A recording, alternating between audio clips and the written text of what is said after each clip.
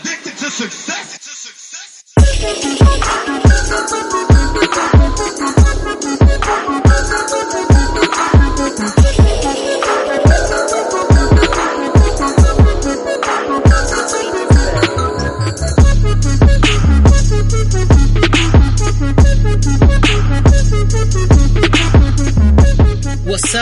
What's up? Welcome to your favorite podcast, The Ain't Shit Show, the home of booze, views, and unpopular opinions.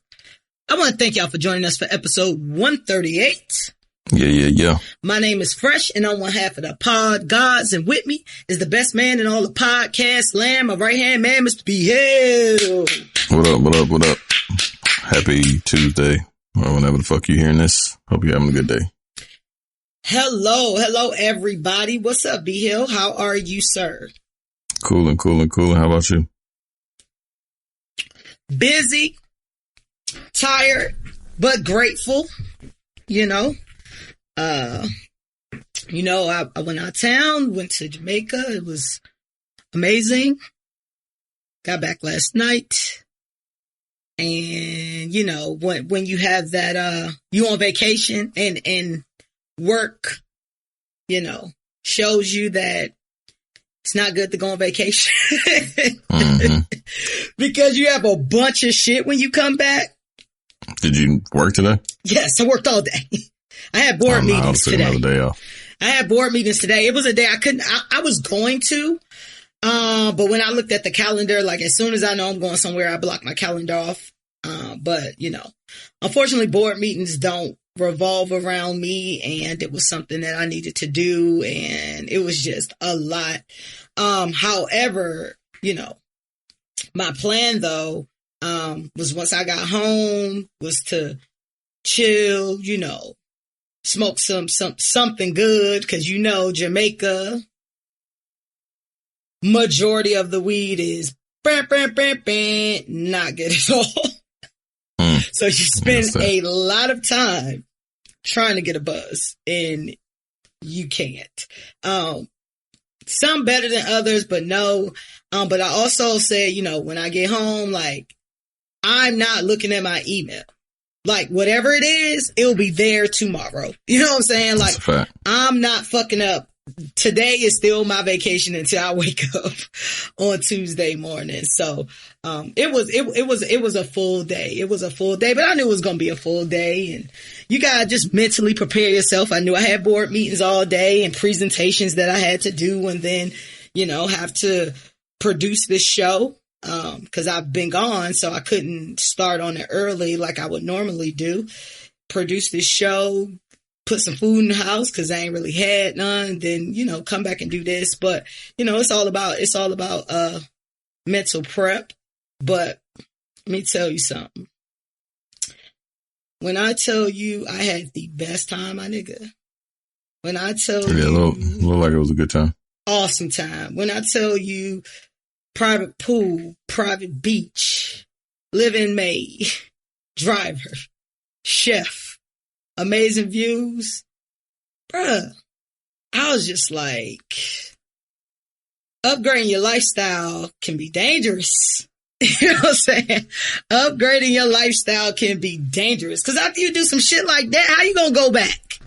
Yeah, how you gonna go back? How I'm gonna go back? It was hard for me coming back to my crib, and I like my crib. It's hard. It's hard to go back. But one thing I can say is being out there, made me just so appreciative. Being around like minds and like hearts it makes me very appreciative. But just being out there, just, make you want to like level up. You know what I'm saying? Like, oh yeah, level up to the point where, cause some people lives all the time, every day. You know what I'm saying? True. The yacht we were on is the same yacht that like City Girls and them had last week. The same exact yacht. People live like this every fucking day. I need to live like this every day, or have the ability to live like that every fucking day if I want to. Yeah. So I'm not gonna lie. It was definitely motivational. Shout out to the squad. No TV, 5 days. The joint had crazy TVs in it. Now, I don't know who turned on their TV in 5 days. Like, and then you out the country and shit, so you really only working on Wi-Fi. Right. You know what I'm saying? So when you out, you can't really like be on your phones like that. You can do shit on like Instagram as far as like posts, but it ain't gonna upload until you get back on the Wi-Fi again, unless you got international plan. And I wasn't doing that. You know what I'm saying? So like being without TV for 5 days and without social media for 5 days, as far as like scrolling your timeline, not posting, of course, but scrolling your timeline, like it's good. You know what I'm saying? Like that's a good place to be because we rely on those things so much for entertainment, you know what I'm saying? And just day-to-day entertainment and fulfillment. But when you're around good vibes and good people and a good time, like you didn't even notice. So it was hard for me to come back because now I need to catch up in quick order on everything that's going on so we can do this show and understand what the fuck been going on, what bullshit been going on since I've been gone. But definitely a good time. I definitely feel like, hey, live, man. Live. I'm talking to the audience, like, live. Don't put it off till Monday. If you can, do it. Cause shit ain't promised, my guy. Like, shit is just not promised. That's a fact. You do anything interesting though? Over the past few days? Nah, I'm going to Orlando on Thursday though. What's in Orlando? Give us the deets. I'm just taking my family on vacation. Where is Disney? Nah, we got some resort. I don't know. We haven't decided what we're going to do yet. Yeah. We got a couple things in the works, but kind of just play it by ear. Spring break? You know what I mean? Is it spring break? Oh. Mm-hmm. Are your kids back in regular school yet? Nah. Okay. Nobody in North Carolina, everybody's still in Zoom school? This shit's open. Okay. Mine ain't going though. Got you. So they have the option. Yeah, I mean, you can do virtual or online. Okay. Or in school, but we're doing virtual. So do you have a different teacher if you're virtual versus actually in person in class? Or is it like the teacher teaching to the live class and the virtual students at the same time? Oh, no. Which seems She's very just hard. Dedicated virtual teacher. Okay. Yeah. That's what's up. They like it. How's it been going? It's been a year. I mean, they want to go back to school, but it is what it is. Are the grades still where they should be? I mean, they're in second grade, so you know what I mean? Shit. I like grades. Believe it or not, Second I know grade somebody and who failed first grade.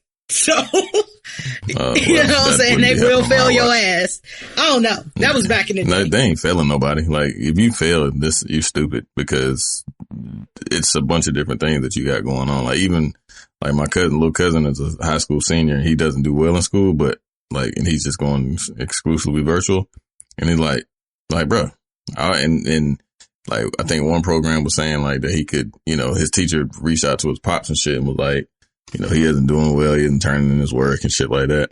She was like, I wonder if the COVID, has affected him mentally. And of course he's like, nah, but his daddy like, nigga, you ain't do shit. Yes, it did. Right. You need to fucking go and take goddamn plea, do whatever you need to do in order to fucking graduate. Like, he like, oh shit. You know what I'm saying? So, so they giving people the COVID pass. That's good and bad. Yeah. I mean, there's pros and cons to that. Yeah. Yeah. I mean, but nah, my kid's super smart, you know what I mean? So, and my wife is able to, be like a teacher, like a part-time teacher, you know what I mean? Well, full-time for what it's worth. But, that's dope. They doing for what it's worth. They doing, very well. Some kids I know have been back in school, you know what I'm saying? And that works for them. My kids ain't really like, I got well-behaved kids for the most part, you know what I'm saying? Blessings. My kids are great. So, I know, other kids that aren't necessarily as good and well-behaved and need that structure. So, it lends itself to productivity. I mean, it definitely sucks because they want to be around their friends and, kick it with the people that they have been going to school with since in kindergarten. And my youngest son's in pre-K, you know what I mean? And he trying to do pre-K online and shit. And for what it's worth, he's done very well, you know what I'm saying, under circumstances, but, he wants to go back to school. So hopefully, I mean, the plan next year, like if, hopefully folks start to get more vaccinated. The population, I think, is 85% vaccinated. So if, the numbers start dropping and, people start getting vaccinated, not necessarily me or my family, but people getting vaccinated and do whatever, hopefully I feel comfortable sending them back to school, you know what I'm saying, next year, but we'll see what that brings. But I hope so. I mean, cause that shit sucks. You know what I mean? Like I could only imagine like spending the early years of my life at home all day, every day. I always feel a little bad about kids who are homeschooled just in general, because they don't get that social interaction that you need to obtain in them early years. Not necessarily. There's like homeschool now is way different. Like, you know what I mean? Like they have like groups, like, so it'll be like, whereas like instead of back in the day, it'll be like 1 or 2 people in a class, like it'll be a family going to school or doing homeschool. Like they got homeschool groups. Like one of my wife's, best friends, she does homeschool, but it's like before all this shit, it was like a group of them. They, like do 15 kids, and there was like a bunch of homeschoolers. So like 1 week they'll be at my homegirl house, and then, with all the kids, and they do like projects and shit and meetups and group plays and field trips and shit like that. You get way more field trips than you do in school. You know what I'm saying? Like it's always shit. So it's a little different now. It's not as siloed, if you will, as to like when we were growing up, you know what I'm saying? Where, like people were just, relegated to their homes and confined to their own house. But now it's a little bit more different. Well, it was before COVID, and now with the advent of fucking Zoom and everything, like it's even more, you get that social aspect of it. But yeah, it's a little different. Cause she was trying to, do that, and I was like, nah, I ain't with that.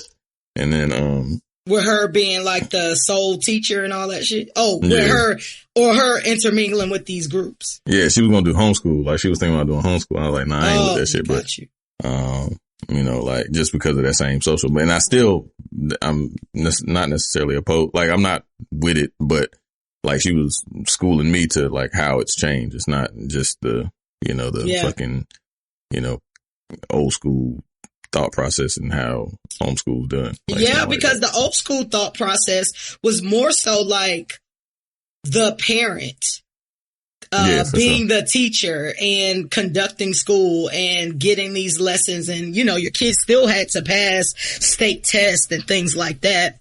Yeah, for sure. In order to go to the next grade and things of that nature. And those individuals, I know about 2 or 3 in general. I met 2 like in college, and 1 I'm still cool with, but they all got like a social awkwardness to them. Yeah. But I mean, shit, I know mad motherfuckers who went to school, they have social awkwardness. You know what I'm saying? So but again, one of my whole things about like college, I always preach that about college. Like you should at least do like 1 year in college just for the social part of it.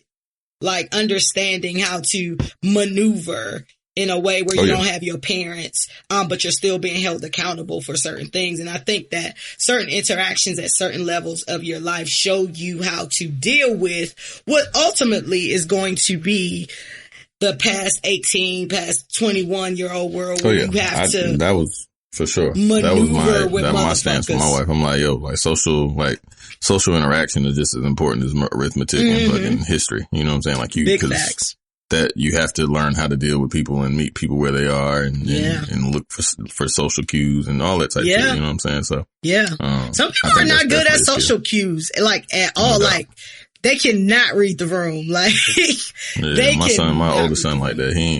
He can't, like, he doesn't do well with social like cues and shit. Like he's getting better, but I don't know. It's weird. Like he's a little weirdo, but it's my little Is it kind of like in a funny way or like a damn nigga don't do that type way? Combo. Gotcha.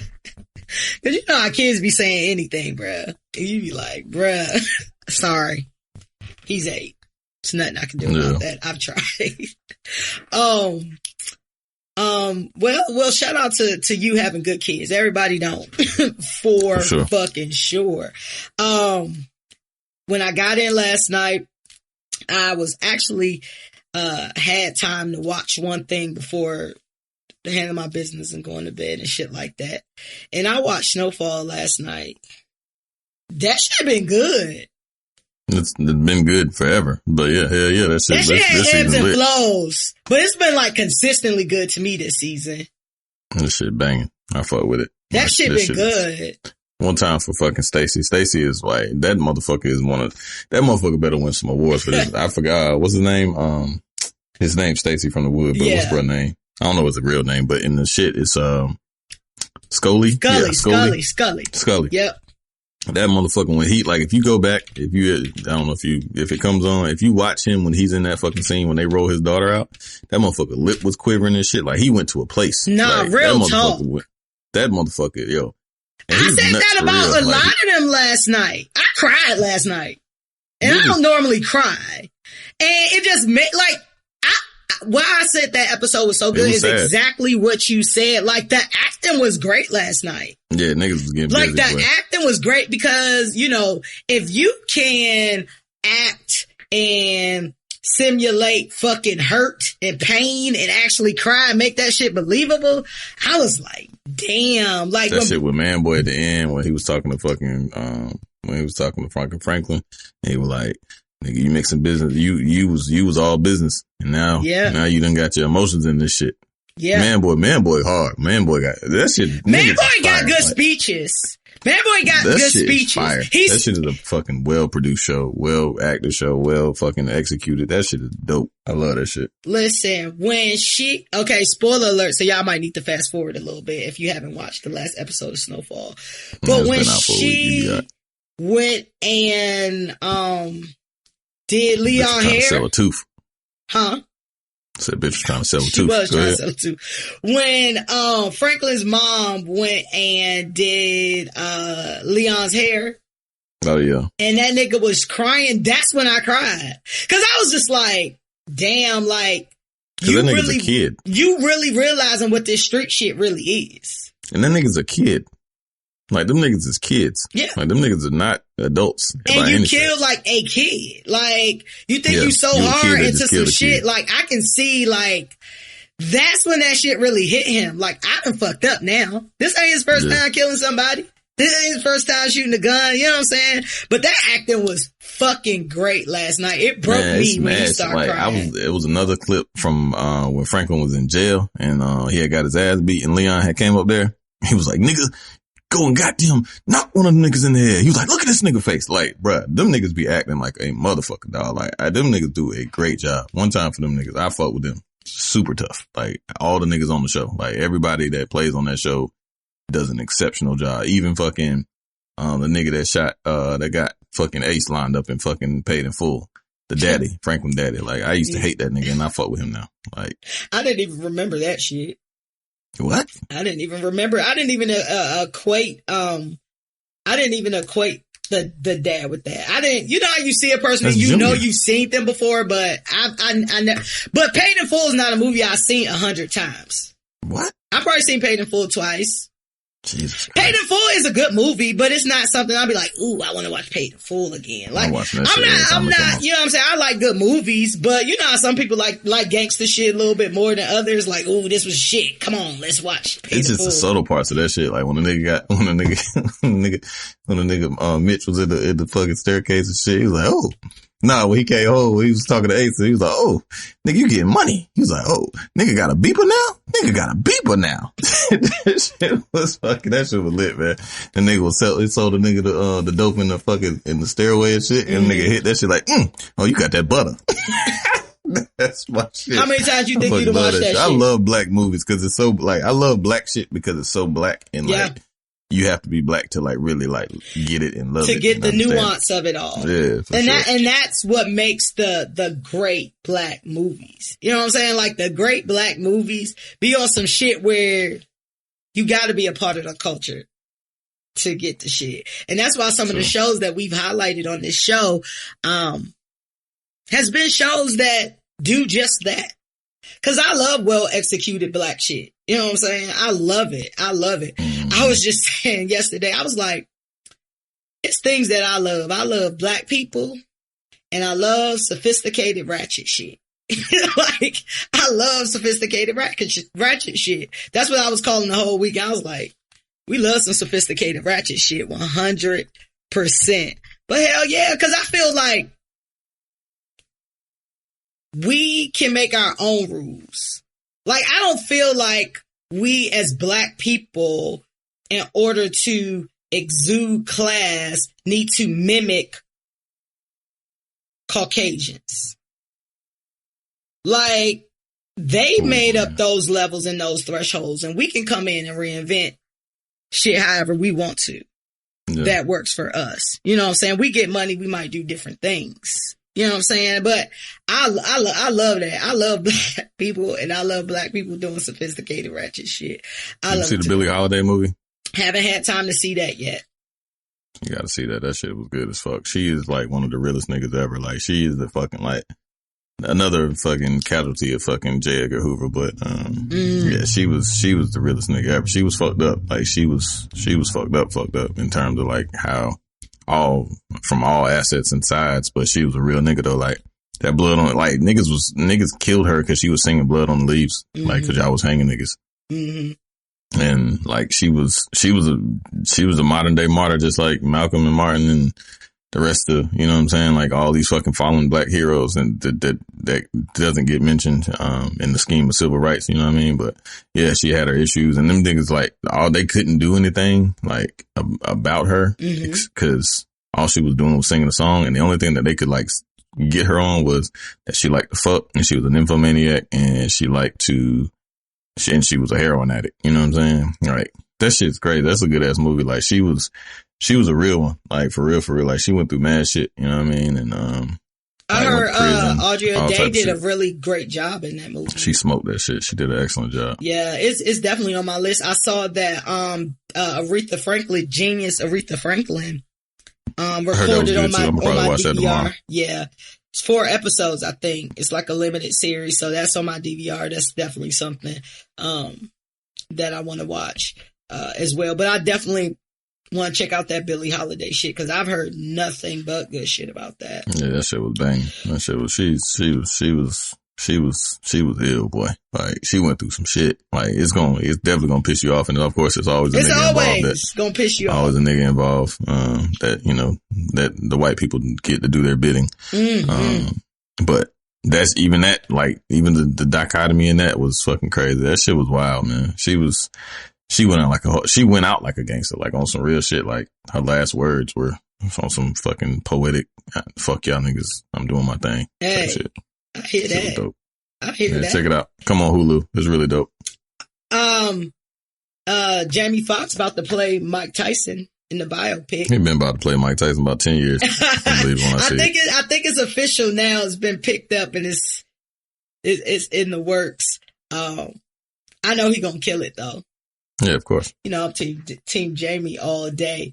DC Young Fly said he auditioned for Coming to America, and he went to like the 2nd or 3rd round, and then they picked homeboy that he would have been a way better Akeem. I don't know.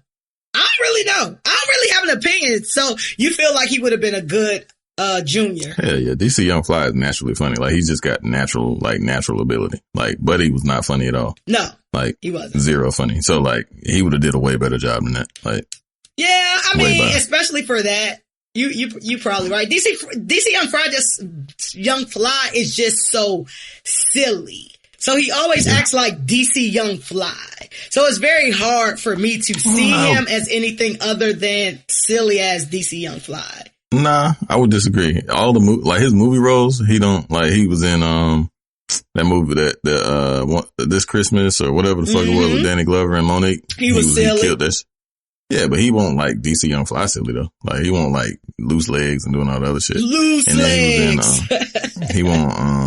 I don't know. DC be killing that shit. I fuck with DC. Like, I like DC, but it's roles and places and spaces. I don't know. I don't really have an opinion on it, to be completely honest, because I'm with you. The other guy was not funny, at all. And I've seen him in, he had another network TV show that was canceled. I watched him in for a minute, but I was surprised when he was picked for that role, because I felt like it could have been others, but you know, I don't know. But hey, If Wesley Snipes can play a comedic role, and that wasn't funny either to me. I feel like, hey, DC Young Fly, he wouldn't have taken anything away from it. So I'm with it. If he would have got it, I think it would have fit. You know what I'm saying? I would have loved to see his ad libs though. I think he definitely would have. That's what I'm saying. Like he got shit like off the cuff. Like he just naturally like, you know what I'm saying? Like witty, like, you know what I mean? Like he turned Wild 'N Out. Like he literally revived and saved that show. You know what I'm saying? In my opinion, to the point where they even offered the nigga the show, like behind Nick Cannon, but when Nick Cannon had all that shit, they offered that nigga the show because he was, you know, he a superstar, like for what it's worth. Yeah. Hey, I always love the actors, comedians, entertainers of any sort that come up through social media.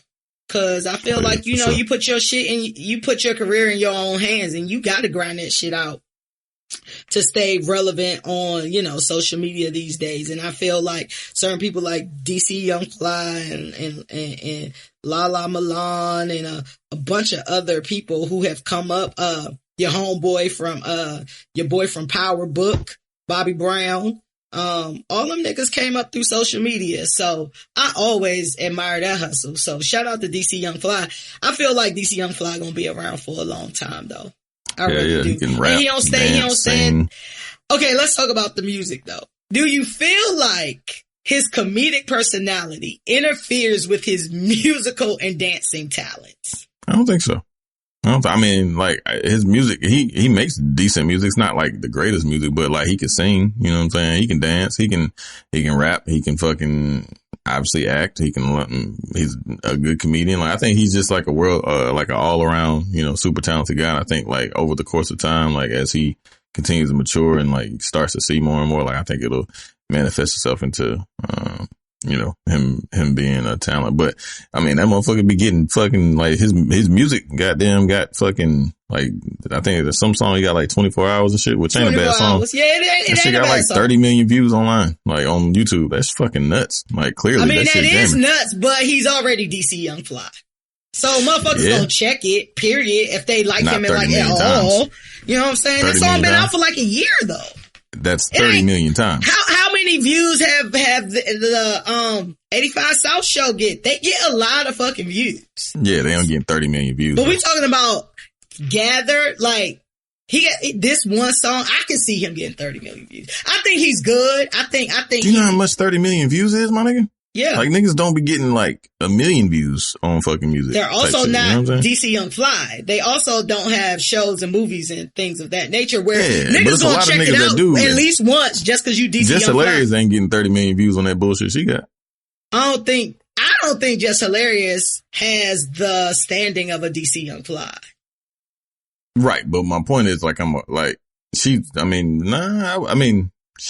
not as, I mean, if DC is like a 10, like Jess is like an 8. You know what I'm saying? Like she's been on sitcoms. She's done like a lot of, you know, like she's got a fucking 10 million followers on social media. She's been on, you know what I mean?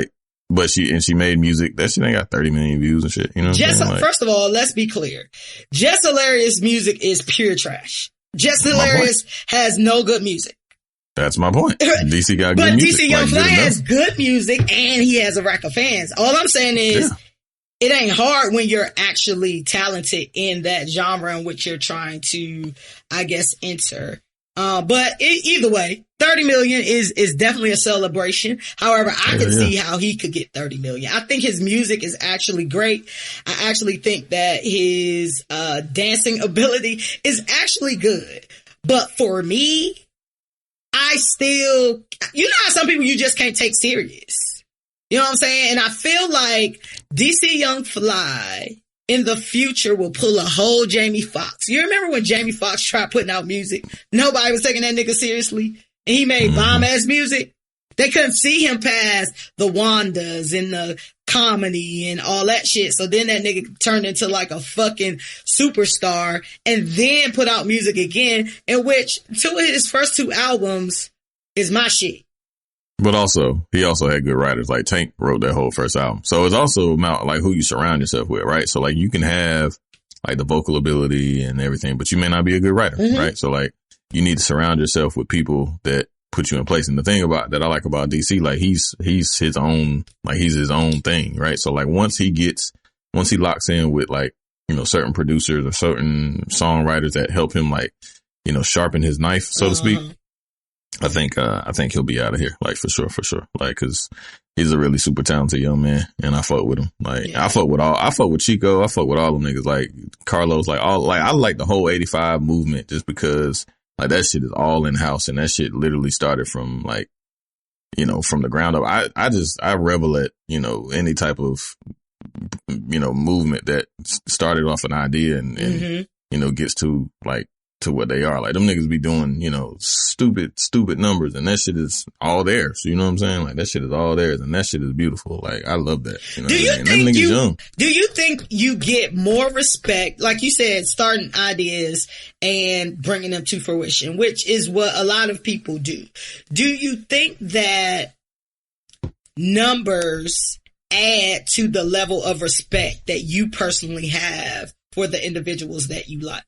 Whatever data is attached to them, as far as I think so. I mean, that's not like the end all be all for me. You know what I mean? Like, cause if I like some shit, I like some shit. Like, I love All Def Digital. Like, them niggas, and they do millions of views and right. They do a lot. But even if they don't necessarily, like, even if they only do one or two, if I like the shit, I'll be there for one or two views, and I'm fine with that. You know what I'm saying? Like, and I will, you know, champion and like it and subscribe and do whatever, you know what I'm saying? If I watch some shit on YouTube.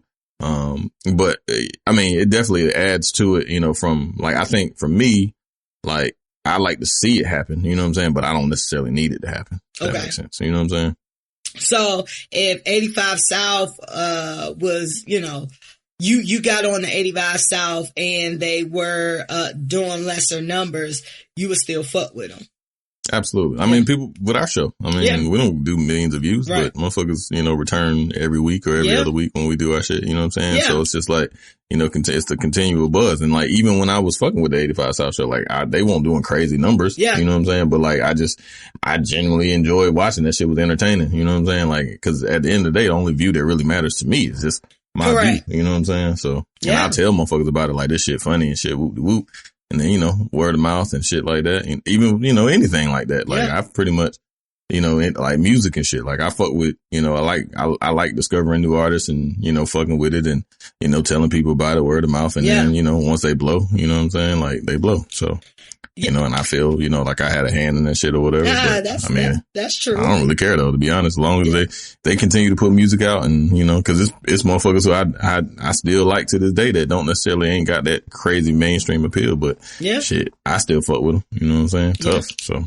No, I'm 100% with you. I just wanted to get your perspective on that because for me personally, especially things that, start off from social media or I discovered by way of social media, I actually prefer in the earlier days, because, you know, they're doing it from the grind. They're doing it from trying to get somewhere versus, you know, when they get a little bit more popularity and they become ambassadors and, you know what I'm saying? Or forced to crank out whatever their product is on a very regular basis, you know, like every day or some shit. Like they start to become unfunny to me.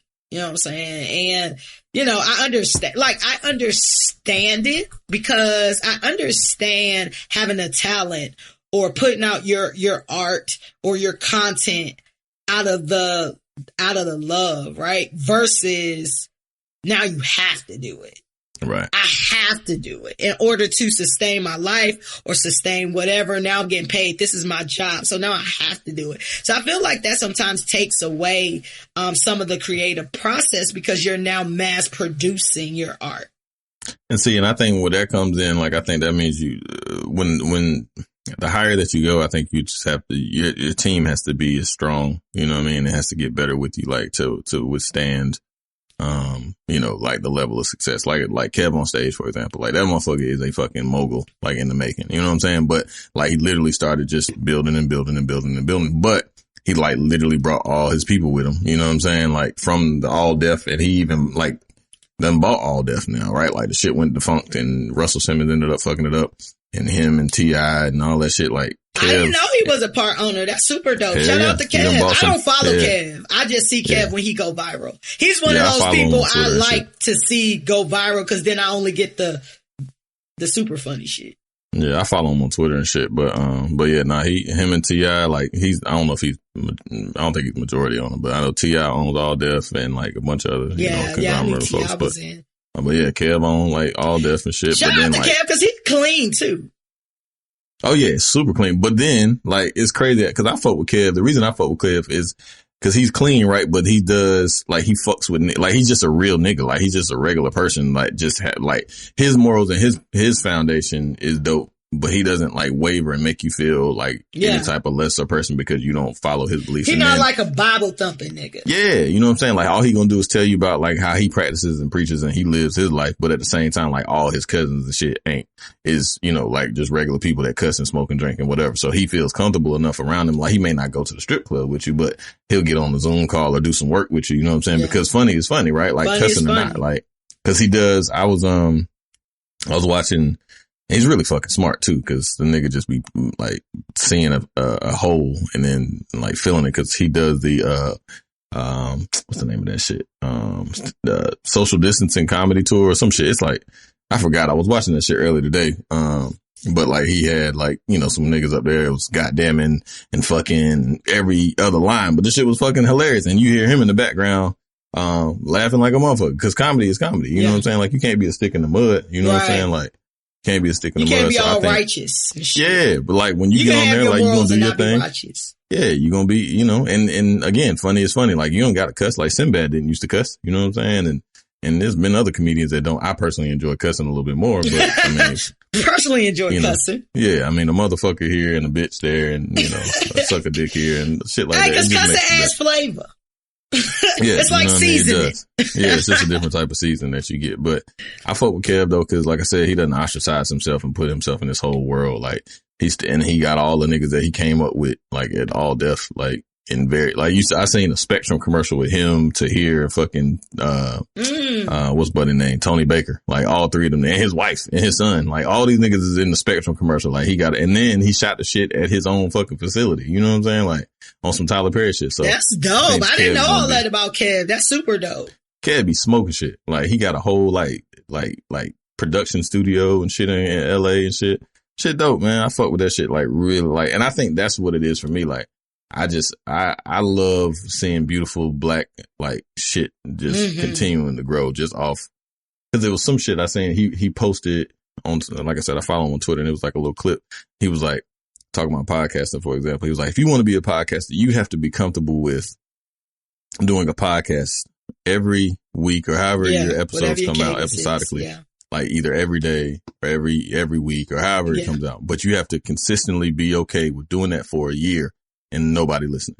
Yeah. Like nobody. He's like, you have to be comfortable with that. He was like, you also have to start, like, you can't say you need X, Y, and Z. He was like, you have a camera on your phone.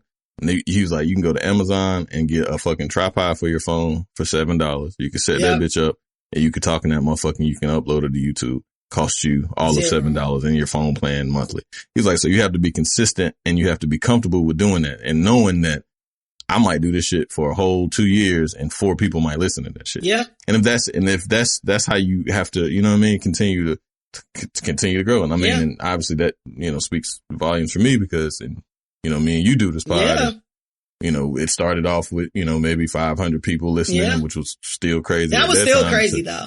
So shout out to absolutely. That. Yeah. But absolutely. And that's a testament to the people that was fucking with you. But then, as I joined and it's just continually, putting out product and it just getting better. And, so, I mean, I just thought that was extremely dope. And that's essentially what he started doing, you know what I'm saying? And then started doing the churches and making his rounds there. And then, just continue to level up. I fuck with that. Like anything. Like, no, it ain't even got to be comedy. If you flipping houses, if you fucking, starting at the fucking mailroom and in the fucking, in the fucking managerial spot, like later in life, like I fuck with all that, you know what I'm saying? Like whatever trajectory and ambitions of a rider that a motherfucker has, like I fuck with it. Like 100%. I'm totally aligned with that.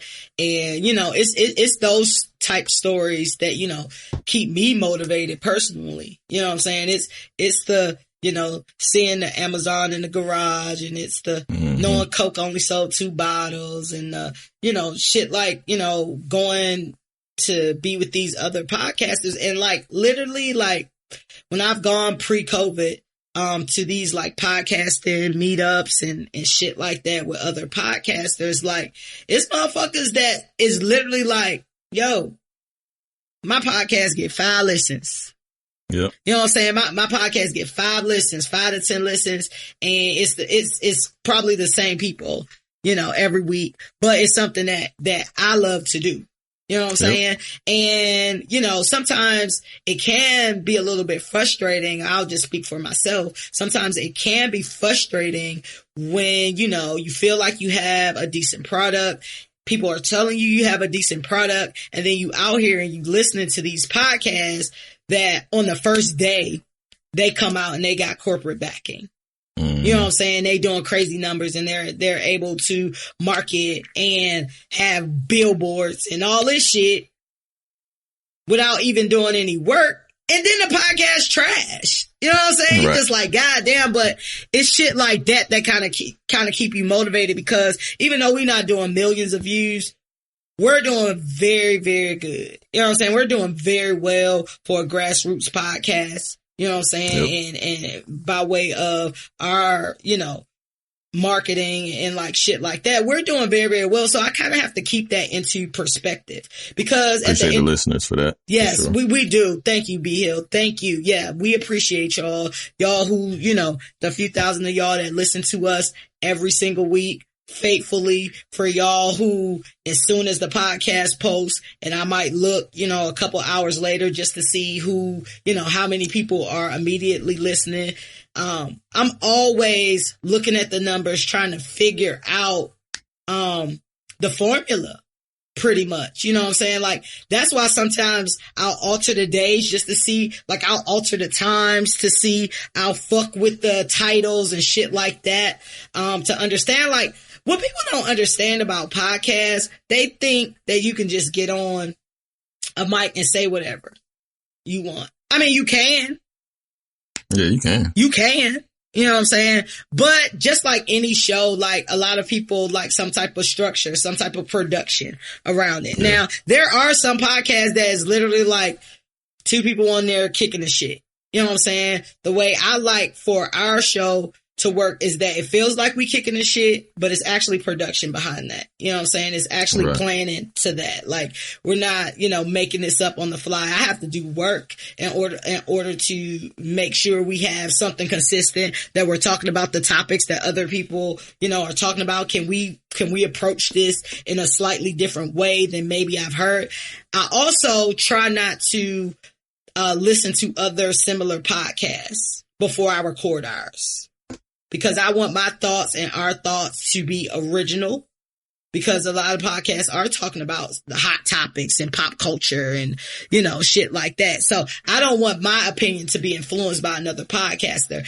It's always amazing to me, though, after we record and we talk about something, and then I go into the podcast that I listen to, and I'll be like, I'm so glad that I didn't listen to this podcast, because my opinions were very similar to maybe someone else's. And I love understanding that my thoughts are my own versus I've been influenced. And it's not hard to be influenced, because somebody can say something, you like, damn, that shit, dude, I didn't think about it like that. You know what I'm saying? Like, yeah, it actually could be that way. But, it's all about the grind. You know what I'm saying? Like, listen, when I think back on it, it's like sitting back and looking at your life. And I'm like, damn, I have had a couple businesses. You know what I'm saying? Like, when people say certain things or certain titles and things like that, and you be like, oh, I want to strive to that, or I want to do that. And then you look back on it like, yo, dog, I done did all that. You know what I'm saying? Like, I am, a producer. I am a CEO. I am, you know what I'm saying? These things. I'm a great professional. You know what I'm saying? Like, so I say all that to say, your time will come when it's your time. And, don't downplay what you do. Don't downplay what you do. You have individuals that will come out and the first thing they will do is run down their accolades. And you like, oh wow. But when you sit back and look at your fucking accolades, like, you probably not doing too shabby for real. You know what I'm saying? Right. If you really sit back and think about yourself, we always looking at other people as the role models or the inspirations or the model of how you should do something. But, that's why I'm into like personalities and how people become who they become. How do you become a fucking billionaire? How do you become a serial killer? Like, this shit happened, you know what I'm saying, for you to become whatever you became. So, keep at it. For real. While we still kind of on like this TV shit and like inspiration, I did want to run this by you, and get your thoughts on it. There was a discussion like a week or two ago about Players Club. When we were talking about Coming to America, it was a conversation about Players Club, talking about a reboot. My first question is Players Club in particular. Would you want to see a reboot of Players Club, like the same Players Club, but a reimagined version of it? Or would you want to see a Players Club Part 2 type deal? That's a good question. I don't know, man. I wouldn't be opposed to either one. I mean, I'm gonna watch it. And if it's trash, I'm gonna just continue to watch it probably, but I'm gonna continue to watch it. Yeah, I'll probably continue to watch it, but, I mean, I like to be, they could do a reboot, you know what I'm saying? It's gotta be good, but it's gotta be, but I mean, I don't know if it's gotta necessarily be Players Club. They could just do another strip club, you know what I'm saying? That's like, what I'm saying. Like, I seen somebody said the other day, like, it was on Twitter yesterday, like, I want to see like a Project X, but black, like, you know what I'm saying? Like a bunch of black, like 16, 17-year-olds having like a crazy ass crib in, wherever in Atlanta for what it's worth. You know what I'm saying? Like crazy. In the A, because there's a lot of fucking affluent ass black people that's rich as fuck. So that's like, and with black ass kids that's fucking got money and just, can do a whole lot of shit. So I like to see shit like that. Like, now got fucking kids gone wild.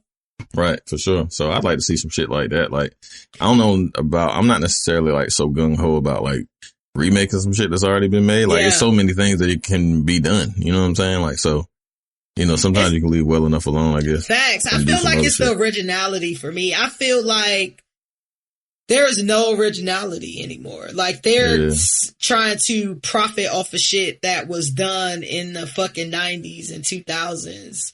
And shit like that, where there was more originality. You know what I'm saying? Out here. And, I'm all for like, I would be more so down for some version of a Friday After Next or Next Friday with Players Club, like a part 2 of some sort, in another strip club, something like that. I would be down for something like that, but I just feel like leave the classics alone.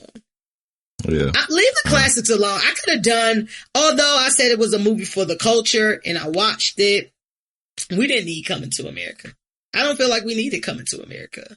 I mean, they could, I was fine with it if it would have been good. It just wasn't good. That's what I'm saying. That's why we didn't need it, because it wasn't good. Like, if you want to take something that's great, you got to figure out how to make that shit greater, or you wasting your time. And when you have certain movies like a Coming to America, a Players Club, even Friday, because let's keep it a band, the subsequent Fridays were not as good as the original. However, they were better. What was better than the original that third Friday? One was amazing. Like, amazing. That third one was like, that shit was funny as a motherfucker, dog. Amazing. Yeah, hell yeah, I love that shit. Like, I watch that shit every time it comes on, for sure. What was the third one? The Christmas shit. Money Mike, Day. I mean, not Day. With Terry Crews and shit. That shit was funny as a bitch. Money Mike, goddamn, when they had the Christmas shit. I don't even remember how that shit went. You just don't watch movies though. Like, clearly, I do watch movies, but I'm not. That shit was funny as hell. Like, when the niggas like, we don't share the same sense of humor though. I mean, that's true. But we don't share the same sense of humor. We find different things very funny. Like, I'm more cerebral. Like, like silly shit don't really make me laugh like that. You know what I'm saying? Yeah, I'm not really that genre. I like some stuff, but like in general, silly is not that funny to me. So But Friday was silly. Like, the first Friday was silly as well. The first Friday was silly, but It was good. I felt like, Third Friday After Next was fucking amazing. That shit was funny as a bitch, dog. Like when the nigga broke in their crib and stole all their shit and like they was the damn fucking top flight security of the fucking world, Craig. What is wrong with you? Like, that still wasn't better than the first one to me. I didn't say it was better than the first one. That's what I'm saying. Amazing. That was the whole it was damn near thought. Like it was just as it good. wasn't as funny. That shit was funny. I said keep it a band. The other ones was not as funny as the first one. That was my original. It was definitely as funny as the first one. So, all right. So you in your crib, you having movie night with your friends and you say, do y'all want to watch Friday? Or which one is you talking about? Next Friday or the Friday after next? Which one is Friday after next? Friday after next. What do you think next Friday was funny as a motherfucker too, man. Which Friday do you feel like your friends gonna want to watch? I don't know. I couldn't tell you. I mean, it depends on who's there and how many people are there. You know your friends who normally at your house. Who keep it a band. Don't bullshit. They're gonna want to watch Friday. Nah, I mean, I don't know that to be true. I'm not necessarily, I mean, you can't make an assumption based on your friends that you know really well.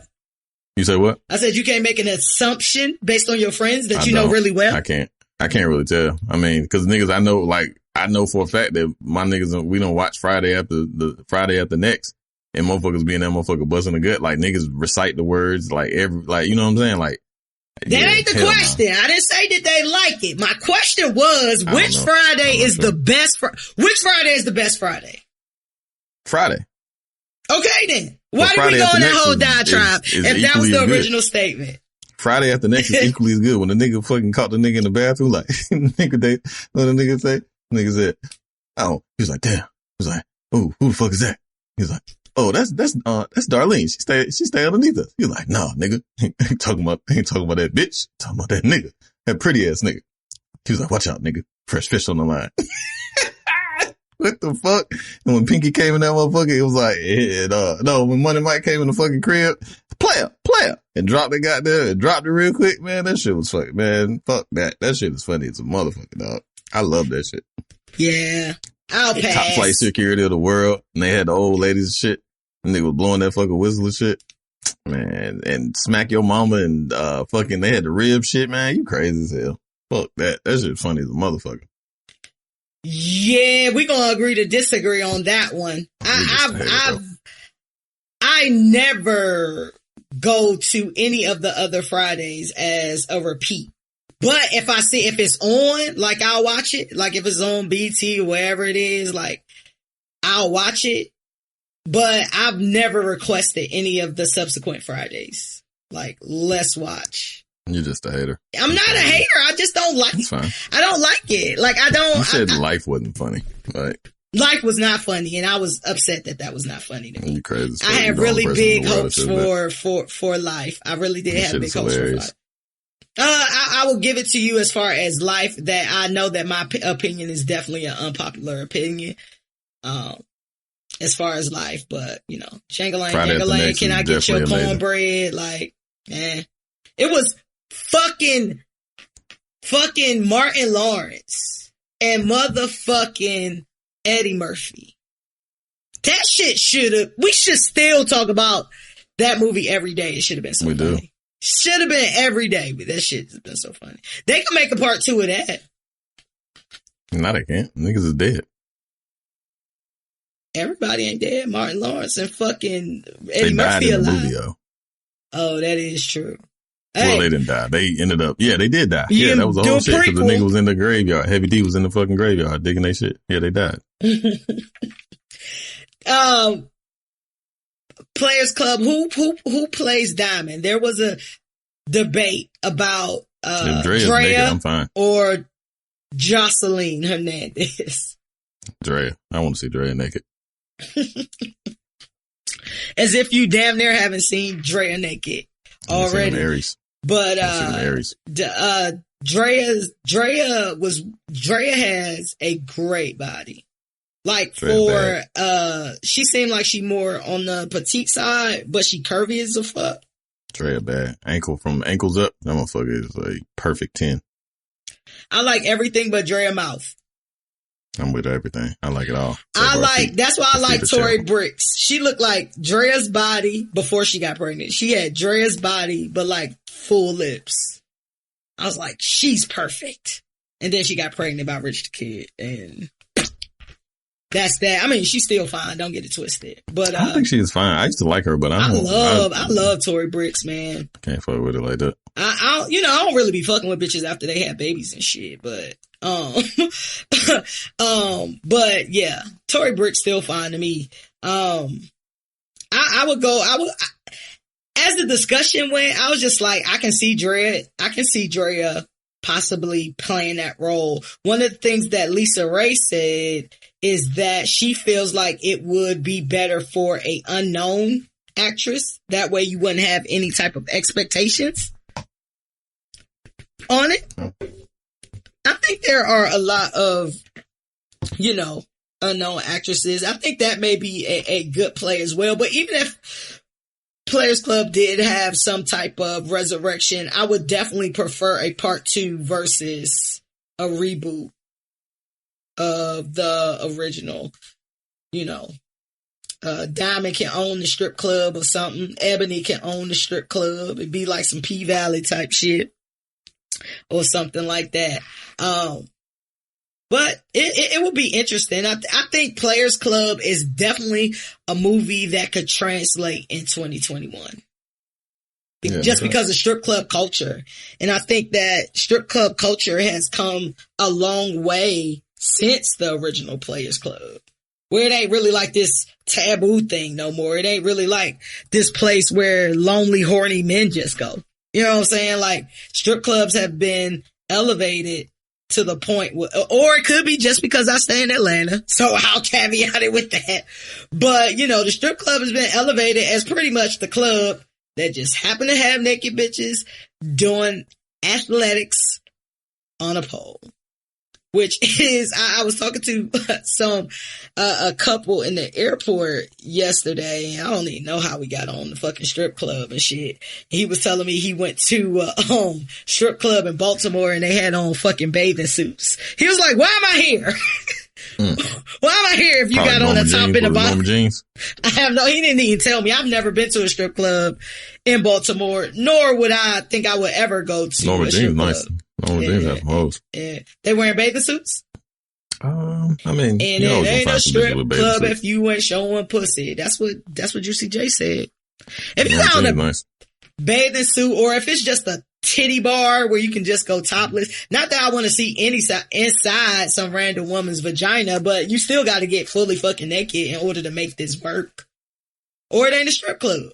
Like, I'm down for whatever. I don't be tripping. Oh, you don't be tripping? Yeah. I mean, I like it for you to be naked, but So you pay to go in titty bars? Like, you can see titties anywhere. No, you can't just see titties anywhere. Oh, maybe my life. It's like, you can't just go to the club and see titties. Okay. I mean, do you go to clubs and see titties? Again, walking around with titties out.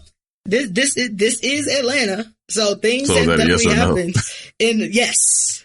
Okay. That my answer is yes. And if I only have one or two, but that wasn't the point of the bar to be a titty bar. Like, if I'm going to a strip club, I'm going to a strip club where you strip. I mean, then it also depends on the laws of the land, because you can't get naked here. Correct. I'm not saying they're choosing to be titty bars. I'm just saying. Yeah, I'm definitely titty bar. I guess as a person with titties and who see titties, like, I'm not that excited just to see titties. I'm not paying to go see just titties. And these bitches not even doing athletics. They just bopping around.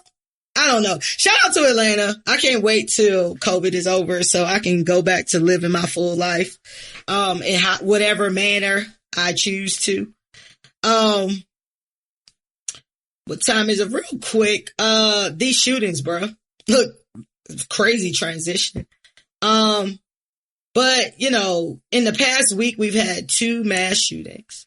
And the crazy thing about these mass shootings is that there has been... They're not black.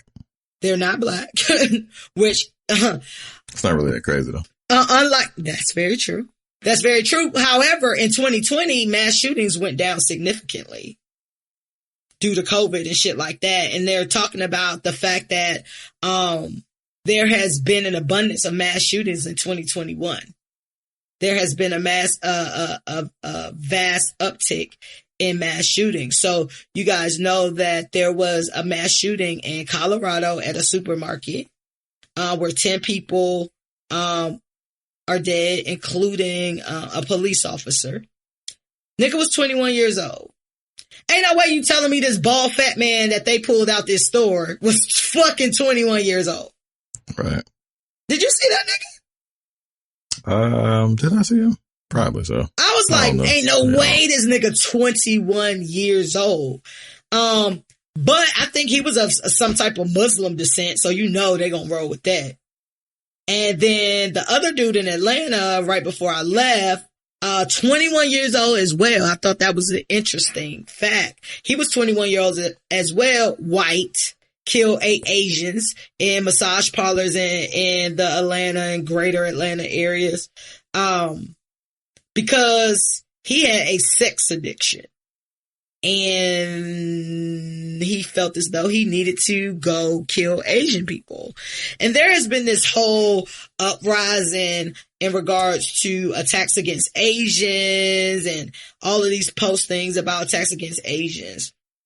And listen, I'm not for the killing and unlawful treatment of anybody. But I've been seeing a lot about how black people need to help Asian people and how black people need to put Asians into the Black Lives Matter movement and how Asians need to be protected and basically tying it to the black community. And my problem with that whole thing is 2 things. Why is it our issue when y'all the ones out here doing the mass shooting? Ain't this white people issue? Shouldn't white people be coming together to say, hey, friend, stop going out here killing minorities? Like, I just don't understand, 1, how this is a black issue. And 2, like, come on, y'all. Let's keep it a band. Again, I don't want anybody to be killed or treated unfairly or unjustly at all. But black people Asian people don't be riding with us. Yeah. I mean, some of the younger ones and shit, but nah, I'm cool. Like, I don't want nobody to, I'm cool. Like, and I don't want anybody to be murdered and for being who they are. Like, I don't want anybody. Like, but at the same time, like, I can't really give all my energy to fucking that because, like, niggas are still dying and fucking getting shot by the police every day. And I don't be seeing niggas like, I don't be seeing Asians like, you know, standing up for justice and causes. Granted, I ain't like in the thick of it, you know what I'm saying? Like, but at the same time, I would bet an egg roll or 2 that motherfuckers ain't, you know what I'm saying? Like, they ain't fucking like, oh no, we good. We just gonna stand over here. I mean, like it's historically, it's been known that Asians, like, you know, discriminate against niggas. You know what I'm saying? Like, you know, back in fucking LA and shit, like, it was like the Koreans, niggas had shootouts with niggas and shit, like, because, you know, when the riots happened and all that other shit, I'm cool. Like, I'm straight. Like, I don't want y'all niggas to be persecuted for, you know, being y'all. But at the same time, like, I got to make sure, like, we good. My people straight. You know what I'm saying? Facts. Cause y'all make sure y'all people straight. Yeah, for They sure. always make sure that, and when you go into a fucking Asian store. Oh yeah. Hair care store, carry out, corner store, depending on where you live, Asians own everything. And again, this is not a statement that say all Asians do this. However, they be on your ass. Hurry up and buy is a real thing. You know what I'm saying? Hurry up and buy is real. Like, B brought up, LA and all that shit where the Korean lady killed, Latasha Harlins in 91. Shot the 15-year-old girl in her fucking back of her head. Like, shot her. Cause she thought she was stealing, my nigga. Not that she was stealing. And my whole thing about it is, let's just say she was stealing. Let's just say that. Right. Let's just say she did go in there to steal a bottle of fucking orange juice. You felt like a bottle of orange juice was worth somebody's life and a child's life at that. And then, and she didn't get any time. I find it very interesting because all of that is coming back up right now. You know what I'm saying? And it's basically, you know, something that happened fucking 20, 30 years ago. Damn, it's been a long time. 30 years ago. Yeah, that's wild that a motherfucker born in 91 is fucking 30 years old. That shit is super fucking wild. Fact. 30 like, how is that? Ago. Like, I don't know if the mathematics works out on that properly. Like, I don't think that's right. Nah, what be fucking me up is the people who be born in like fucking 2000. Nigga, my 20-year anniversary of fucking high school, my high school anniversary is this year, like, in a couple months. Don't talk like, about it. That Don't shit talk is about crazy. it. It's crazy. I was talking to my own girl the other day. I was like, damn, cause, we were talking about something, and I think we were talking about like, cause she's gay, and we were talking about like gay issues and shit. And I was like, just think about like 20 years ago and shit. I was like, holy shit. 20 years ago, we was fucking graduating. Right. I was like, that's crazy as hell. So, actually, like 20 years ago, I feel like 20 years ago ish, give or take a few years, is like when gay got popping. And when I say gay got popping, it was becoming more mainstream. It wasn't as taboo. It wasn't. That's exactly the conversation I was actually having. That's funny. Cause I was, like, when I'm hearing like these stories, like from like my nieces who are like 14 and like 15 and shit like that. Now, keep it a band, like, I mean, gay people have always existed, so that's not what we're saying. But with them just having conversation and how they talk about just different teenage shit and the shit that's going on in their schools and how shit just be so fluid where it ain't even like a flinch. You know what I'm saying? It's just like, yeah, she got mad because, you know, she was hollering at this girl and the other girl did such and such and such. And I'm like, damn, like, it's like that, like in middle school, like it's like that in high school now. You know what I'm saying? Like, the thing that I love is that kids feel more comfortable being themselves and they really don't give a fuck. You know what I'm saying? Mm-hmm. But you know, I'm an aunt. I'm not even a parent. I'm an aunt. So anything with kids and sexuality makes me uncomfortable. Even though I was a kid myself talking about similar shit, you know what I'm saying? Sex and life and all this shit.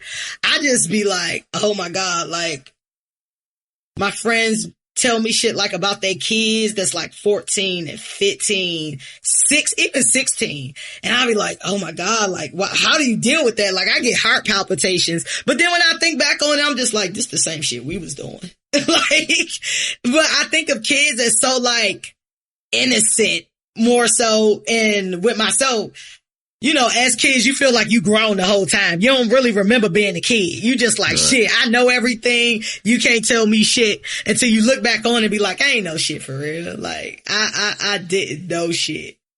But youth is wasted on the young. Yeah. Like these kids feel very comfortable. If they, you know, if they want to dress a certain way, be a certain way, don't get it twisted. You know, bullying and all that shit still exists, but they ain't fighting about the same shit. They fighting over more bullshit now, like shit that's going on social media and just want to fight each other over who dressed the best and like all types of bullshit. But it's very interesting, like the times that we live in, and I applaud it. I definitely applaud anybody, you know, living their truth. But yeah, circling back on the whole Asian thing, I'm with you on, you know, I don't want anything to happen to anybody. I don't want anybody to be killed for just being them. But as far as the energy that I need to exert, my energy already kind of tied up. You know what I'm saying? My energy kind of already tied up. So until we get justice, my plate kind of full.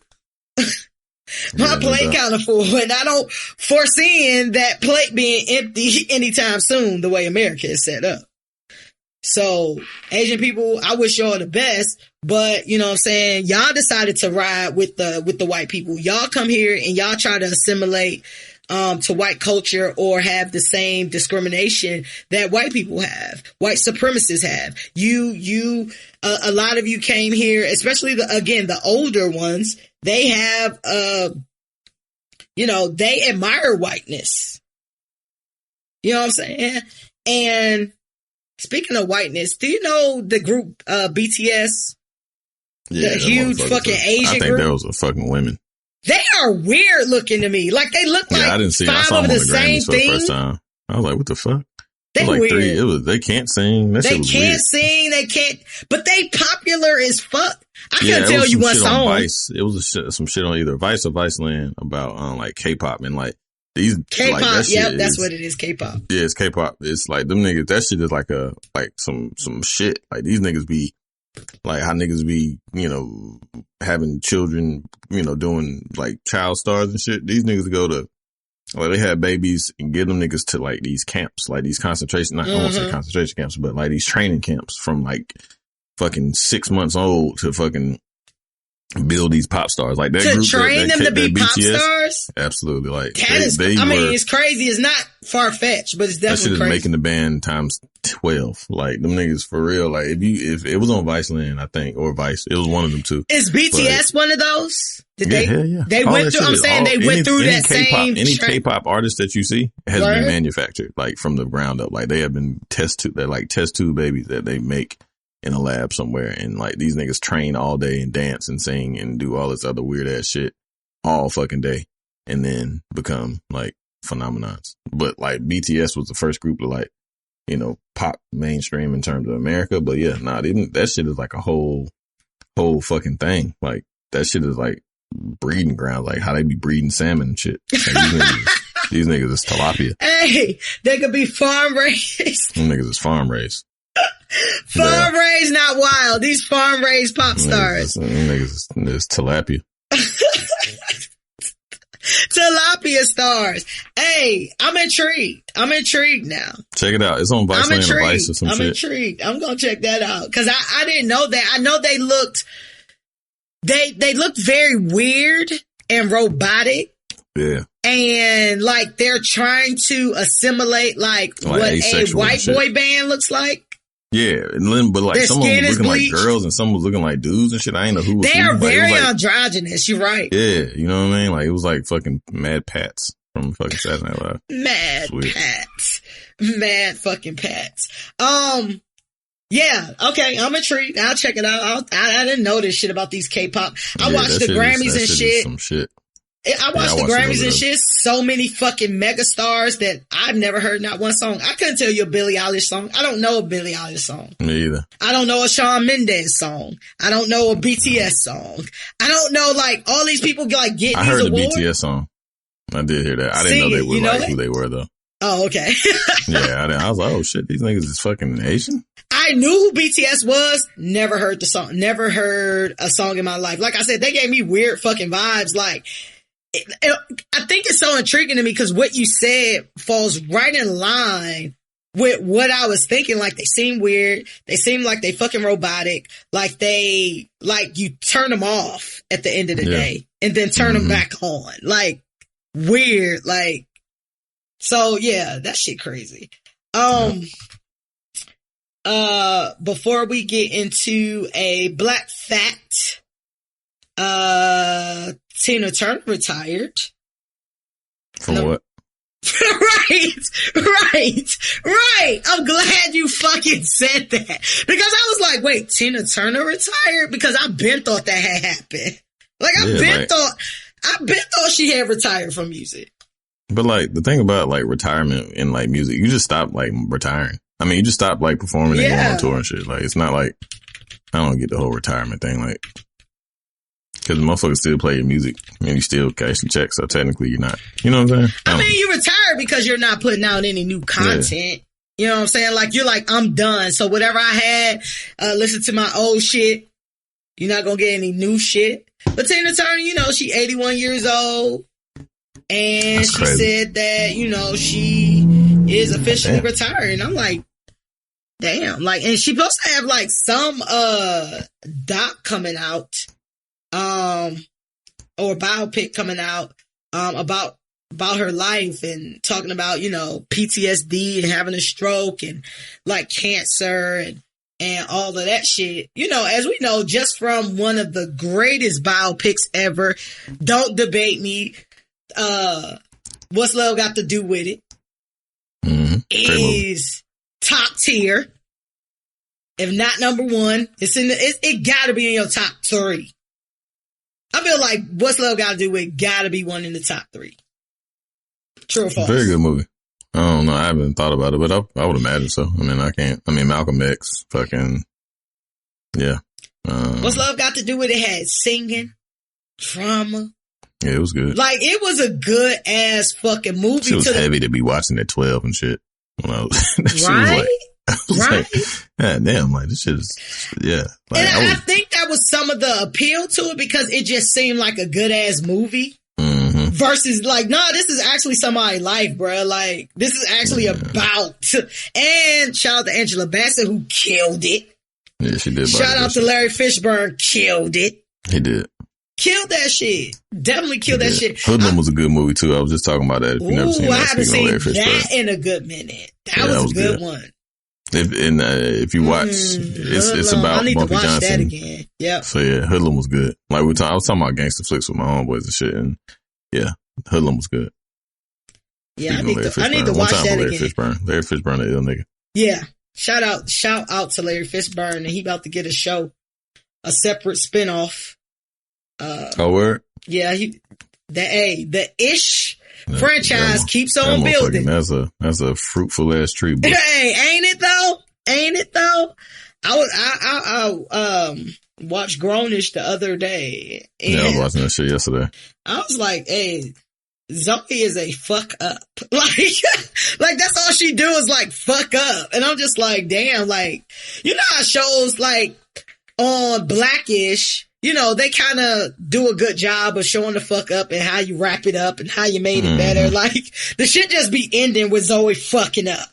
Like, what a world I'm grown now. And they just go off. Hey, and shout out to Chloe Bailey.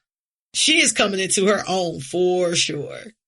Like, Chloe Bailey is coming into yeah, they still look weird to me, but yeah, you know. I don't know. Chloe Bailey got thick. She's starting to look cute to me. And she wasn't at first. She is the cute of the two. That other one is not so much. I don't think she's unattractive at all. I think she's a cute girl, but she's just cute. Like, she don't have like no sex appeal. Chloe is starting to get sex appeal where she just looked like a fun little girl next door, petite build type, sweet. She's probably sweet as pie, but I can't do it. Not as she probably sweet as pie. Her eyes is like on the side of her ears. They're way too far apart. She's giving the Brandy effect. Got it. Got it. Where your eyes on the side of your head look like a fucking fish. Yeah, like they too far apart. Yeah. Got you. I can roll with that. You got any, you ready to give out the Bees Black Facts? Oh, yeah, let's see what we got. Skibbity-bee-bop-boo. Bees Black Facts. I seen this shit come on my feed today. It was, Hidden Her Story. Okay. Journalist and civil rights activist Ida B. Wells was born into slavery in 1862. She was emancipated by the Union Army 6 months later. She leaves behind a legacy as a voice of the voiceless, as one of our nation's foremost critics of racial injustice and journalistic champion of the truth. She began her career in activism early as a student at the historically black Fisk University. She turned to writing and began chronicling issues of race and politics in the Deep South under the name Lola. She became a leading voice of the issues of racial injustice and eventually owned a newspaper, including the Memphis Free Speech and Headlight and Free Speech. However, it was the deaths of Tom Moss, Calvin McDowell, and Will Stewart, 3 African-American grocery store owners in Memphis, that ignited her charge to take on lynching. In response, Wells traveled to the South gathering records of lynchings and wrote Southern Horrors, Lynch Laws in All Its Phases in 1892. Her reports outraged Southern whites as she was never able to return to Memphis. And in 1898, she took her anti-lynching campaign all the way to the White House, urging President William McKinley, who I never heard of that president before, to act to save black lives. Although several bills would be introduced, the United States had never explicitly outlawed lynching. So, and if you know anything about Tennessee, like they have Lynchburg, Tennessee, and that's like where it was named because they lynched the most people, mainly black people, which is also infamously known where Fresh's drink of choice, Jack Daniels, it was created, and Uncle Nearest was who has whiskey, which is actually pretty good. Which is really good, actually. Not it is. Pretty good. It's great. Yeah, it's whiskey. really good. He was the person who told Jack Daniels. Apparently Jack Daniels was working, like he was a bum ass white dude, who was working on, like working not necessarily as a slave, but working on the farms, as a sharecropper and stuff with some of the slaves, and him and Uncle Nearest got cool. And there you have, Jack Daniels whiskey. So that's where all that comes from. But yeah, man. And it's funny because I heard Charlemagne the other day on Donkey Today. He gave somebody, some senator in Tennessee, because apparently slavery is still legal in Tennessee. Like the state of Tennessee is still legal. Yeah. So they voted on that and it did not pass, if you can believe that, in 2021. When I tell you white people will hold on to their symbols. That shit crazy, nigga. They love their symbols more than themselves. They will go down for their symbols. They was like, what's the point? Like, it's already outlawed federally. So, nigga, yeah, take that shit off the fuck. Like, what the fuck wrong with y'all, man? Like, white people is fucking nuts, bro. Bro said, well, we're not lawyers and I can't explain it to my constituents. So we just gonna leave it there. Bitch, you're a politician. Your job is to understand. And it ain't hard. Hey, we can't lynch black people no more. Sound pretty simple to me. Yep. Like, it sounds pretty simple to me. Man, they will hold on to their symbolism and their fictitious ties to power. You know what I'm saying? Like, it's just so crazy. It's just so crazy. I can't wait till we get into the Jaxn time. Where we look back, well, we'll be dead, but maybe our reincarnated selves will be able to be like, yo, shit was wild back then. Like, niggas was fighting for dumb shit. You know what I'm saying? Like, shit could be sweet right now. I feel like our civil rights leaders, previously, like, all this shit should have been cleared up after the civil rights movement. Like, majority of this shit should have been cleaned up. Yeah. After the civil rights movement, but they gonna hold on with dear life to their supremacy. And no doubt. Hey, they gonna hold on or die trying. And the funny thing about it is, evil lasts a long time. Shout out Strom Thurmond, who lived to be a gazillion before that nigga died. Look old as a bitch. Mad black babies. They always. Shout out to Ida B. Wells though. And for sure. we needed all those people. Yeah, I didn't know all that. I didn't know all of that. I did know a lot about Ida B. Wells though. I can see Ida B. Wells in my head, the classic picture of Ida B. Wells. Mm-hmm. Let's get into the bullshit. You ready to get into some litter shit? Yeah, let's do it. All right, litter shit is our hot topic pop culture segment. Where we talk about all the fuck shit on your timeline. B Hill already brought up what I am drinking today. I was drinking brown all weekend, so I'm back on Jack today, even though I was drinking a bunch of Hennessy, but I have been drinking a bunch of vodka. Sponsored by Henny, won't you? Good times, man. Good times. Shit. I would have been shitting like a motherfucker. Henny makes me shit. Fun fact for B Hill. No, Henny don't do that to me. I don't really know no alcohol that gives me that type of effect at all. But Hennessy have you Gucci. So I am drinking Jack and Ginger straight out of fucking Lynchburg, Tennessee. What you sipping on over there, B? I had a beer. I'm done now. I saw you pouring out. What type of beer did you have? Presidente from Dominican Republic. It's good beer. Yeah. The beer drinkers in Jamaica was killing that fucking Red Stripe. It was on. Yeah, Red Stripe is dope. It's so Heineken is also from Jamaica as well. I thought it was from Germany. Was from, yes, but it's not. It's actually Red Stripe is for the black people and Heineken is for the white people. Like it is a political, like they have political parties surrounded by Heineken and Red Stripe. Absolutely.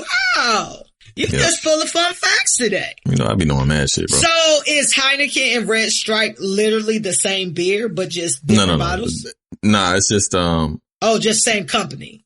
No, it's It's the two manufacturers. It's made in Jamaica. I don't know if they're the same like company necessarily. Oh, I think I just took what you said the wrong way. I thought it was the same company and they just marketed to different audiences. Nah, it's one like that. The one, like, I guess the Republicans, the Democrats, I don't know. I think they're under British rule, or they have whatever, like parliament or some shit. I think they have parliament over there in Jamaica, if I'm not mistaken, or I don't know what the fuck.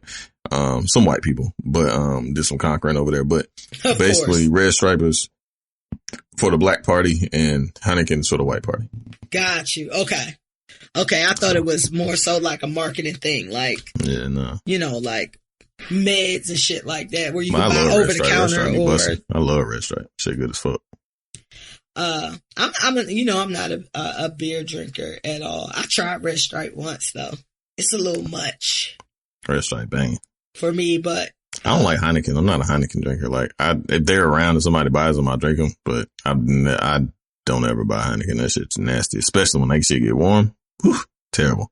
But that Red Stripe, I love that shit. All right. Well, while we toast our drinks, let's go into pretty much what is becoming the prison report. Pretty much. So boxing superstar Gervonta Davis just got hit with 14 criminal charges stemming from his November 2020 hit and run crash that injured 4 people. He is now facing more than 7 years in prison.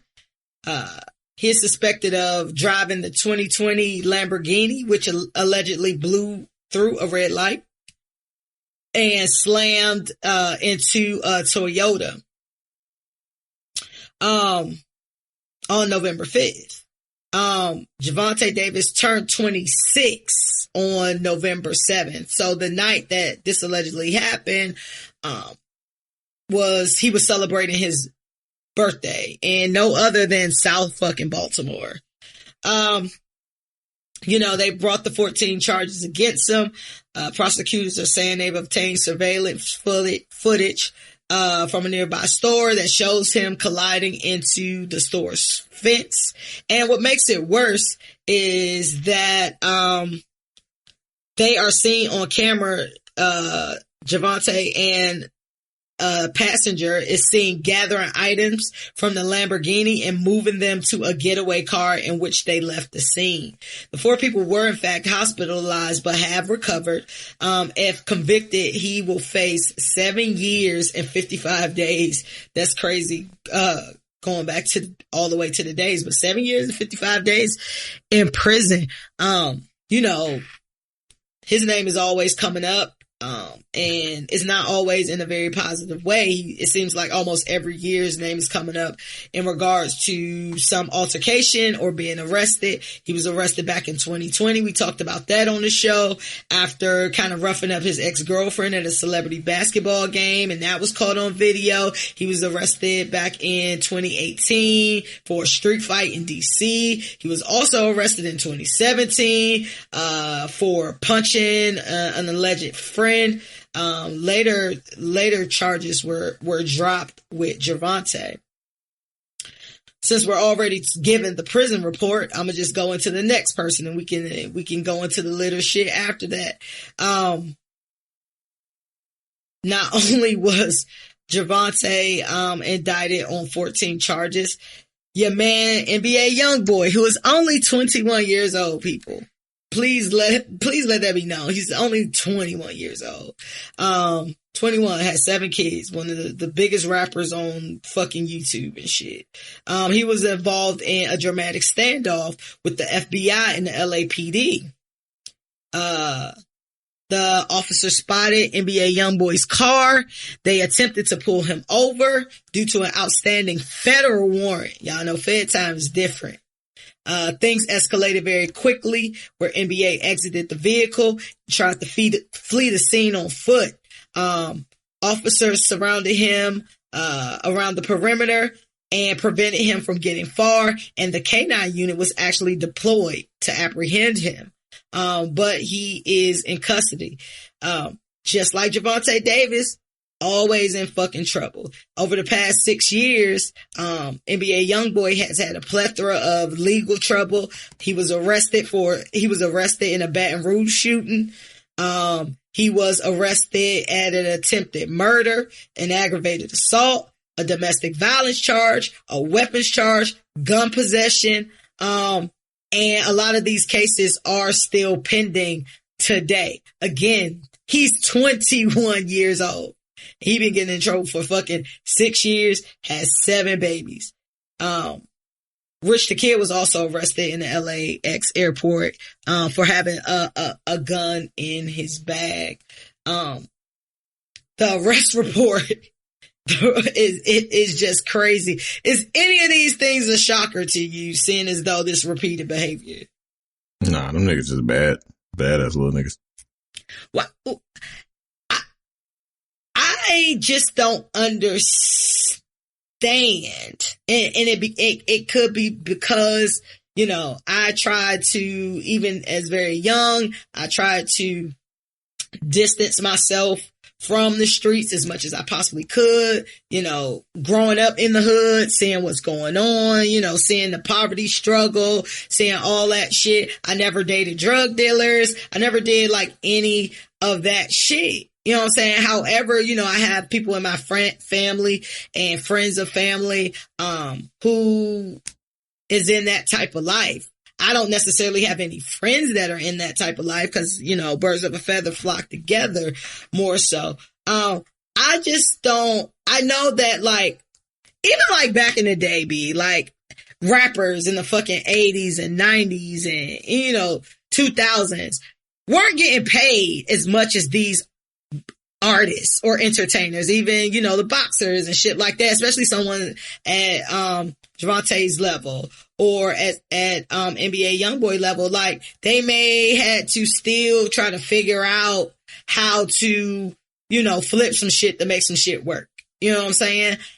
I don't understand why these people who now have the means to obtain the lifestyle legally that they want can't get away from this street shit. Niggas just be bad, man. You think niggas just always in their own way? Like, if you in your way, you just gonna stay in your own fucking way. I know mad niggas is just bad niggas. Like, I know a bunch of niggas that's like, they just be doing stupid shit. Like, they just be with the fuck shit. You know what I'm saying? Like, it's just, you just gotta accept people for who they are. Motherfuckers gonna be with the fuck shit. You know what I'm saying? Like, 9 times out of 10, some people change that shit, you know what I'm saying, overall, but some motherfuckers just always got some shit going on. You know what I'm saying? That's just the reality of it. Like, I know plenty of niggas like that. Like, a lot of my friends. What you think the lure is? I mean, it's just what you used to. You know what I'm saying? Like, it's just, I mean, when you out doing certain shit, you know what I'm saying? You're just gonna be doing certain shit. Like, I got plenty of homeboys that, like, I grew up with that, you know, continue to do the same shit and expect the same results and shit. All I can do is tell them what I got going on, you know what I'm saying? And try to hope, you know, maybe that is one seed that plants, you know what I'm saying? But shit, everybody got to live their own life, you know what I'm saying? And like, you're going to continuously bump your head, you know what I'm saying? Until one day that shit you realize that shit hurt, but it just comes at, you know, at different times in people's lives. So maturity is a thing, right? So like, you know, it takes people a certain time to continue to, you know, it takes a while for people to mature. And then sometimes it just don't. Like some niggas just they just enjoy that shit. Like it's just it's a pure thrill of the shit. Yeah, it's just, you know what I'm saying, nigga. What they used to and then what they enjoy. You know what I mean? Like, that's just the reality of it. You know what I mean? Yeah, because even, you know, when you talk to like certain hood niggas that's in, you know, like certain hood shit, you know what I'm saying? They like the money. They like the lifestyle that come with that. And I'm just like, all of y'all got the fucking cheat code. Y'all got a talent in which provides you the means, the women, the access. Legally. Nah, it's just that you get, but still, like, you still like a product of your environment, you know, some of your experiences, you know what I'm saying? So like, you know, I mean, all money does is just like personifies and perpetuates whatever fucking personality defects or effects that you have. Like that just doesn't, you know what I'm saying? Like if you a nigga that like, you know, can get low and shit, then, you know, that's going to help you with money. And like money's going to help that. But if you a nigga that's wild and you just got, you know, 10 million fucking dollars, like you can just do way more wild shit. You know what I'm saying? Like you can do 10 million. Right, but you can do way more legal wild shit. Yeah. You know what I'm saying? Like, I just don't understand the illegal aspect of it. I don't understand the allure to go shoot somebody or the fact that you have the money and you rather drive your Lamborghini yourself and get into a fucking accident drunk or whatever, made this accident happen. I mean, niggas be thinking they're invincible though. Like, you gotta think, like, so what money does, like, does is just gives you like a sense. Like, I remember when I used to get, like, you know what I'm saying? When I bought my first car and shit, like, when I was, you know, I remember one time it was me and my homeboys and we was in the club and we was probably like, I don't know, 24, 25. My man had a Range. I had not a brand new Cadillac, but it was brand new to me, but it was a nice ass Cadillac. You know what I'm saying? And my man had a Range. My other homeboy had a Benz. Like, we pull up in the front of the club, like, and hop out, like, on some, and we drunk. No, we leaving the club. We hop out and just like, yeah, nigga, we driving old nigga cars. We old young niggas get, like, it's just a certain level of, you know what I'm saying? Like, when you just, like, money doesn't do anything but enhance where you are. You know what I'm saying? Like, and if you a certain, you know what I mean? Like, if you're in a certain level, like, you know, you just don't give a fuck. So you feel like you're invincible, especially when you got millions and millions and millions of dollars and super disposable income. Like, that shit, you know what I'm saying? Like, that's exactly what it is. That shit just gives you more ammunition to do more fuck shit. You know what I mean? Like, it's just, and I think, you know, I think especially men, they get their energy from more so impressing other men, in my opinion. Yeah. You know what I'm saying? Like, they seek that attention and validation from other men because the women gonna come. You got the money, the women gonna come.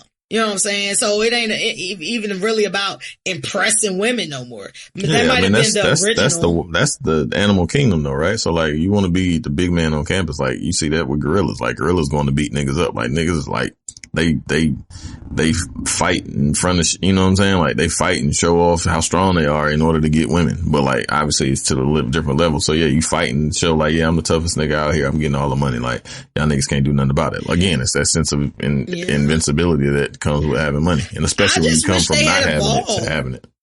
Yeah. I just wish that, you know, especially our black man who has obtained some type of money or status or things like that could just evolve because you have. I mean, a lot of them do though. So like, these are outliers, right? Like, so you have your young boys, you have your fucking Javantes, but you also got your hoes, and even Hove did shit. Like, Hove stabbed niggas. You know what I'm saying? Like, it's just like, shit happens. You have to handle it. How you gonna handle it? Like, it's just certain things that get handled. You know what I'm saying? Like, some things are innate. Like, certain things happen to you that you just cannot shake. Like, you either gonna run from the shit, you're gonna run to it. It's certain things. Like, but then over the course of time, like, you're gonna realize, like, you can't necessarily put yourself in those positions, like, to where you have to stab a un. You know what I'm saying? Or like, you know what I'm saying? But shit happens. Like, niggas gonna test you a gangster. Like, and it's not even your gangster. It's just your manhood's gonna be tested. Like, and even your womanhood's gonna be tested. Like, certain situations are gonna yield certain results. And it's just at certain points you have to be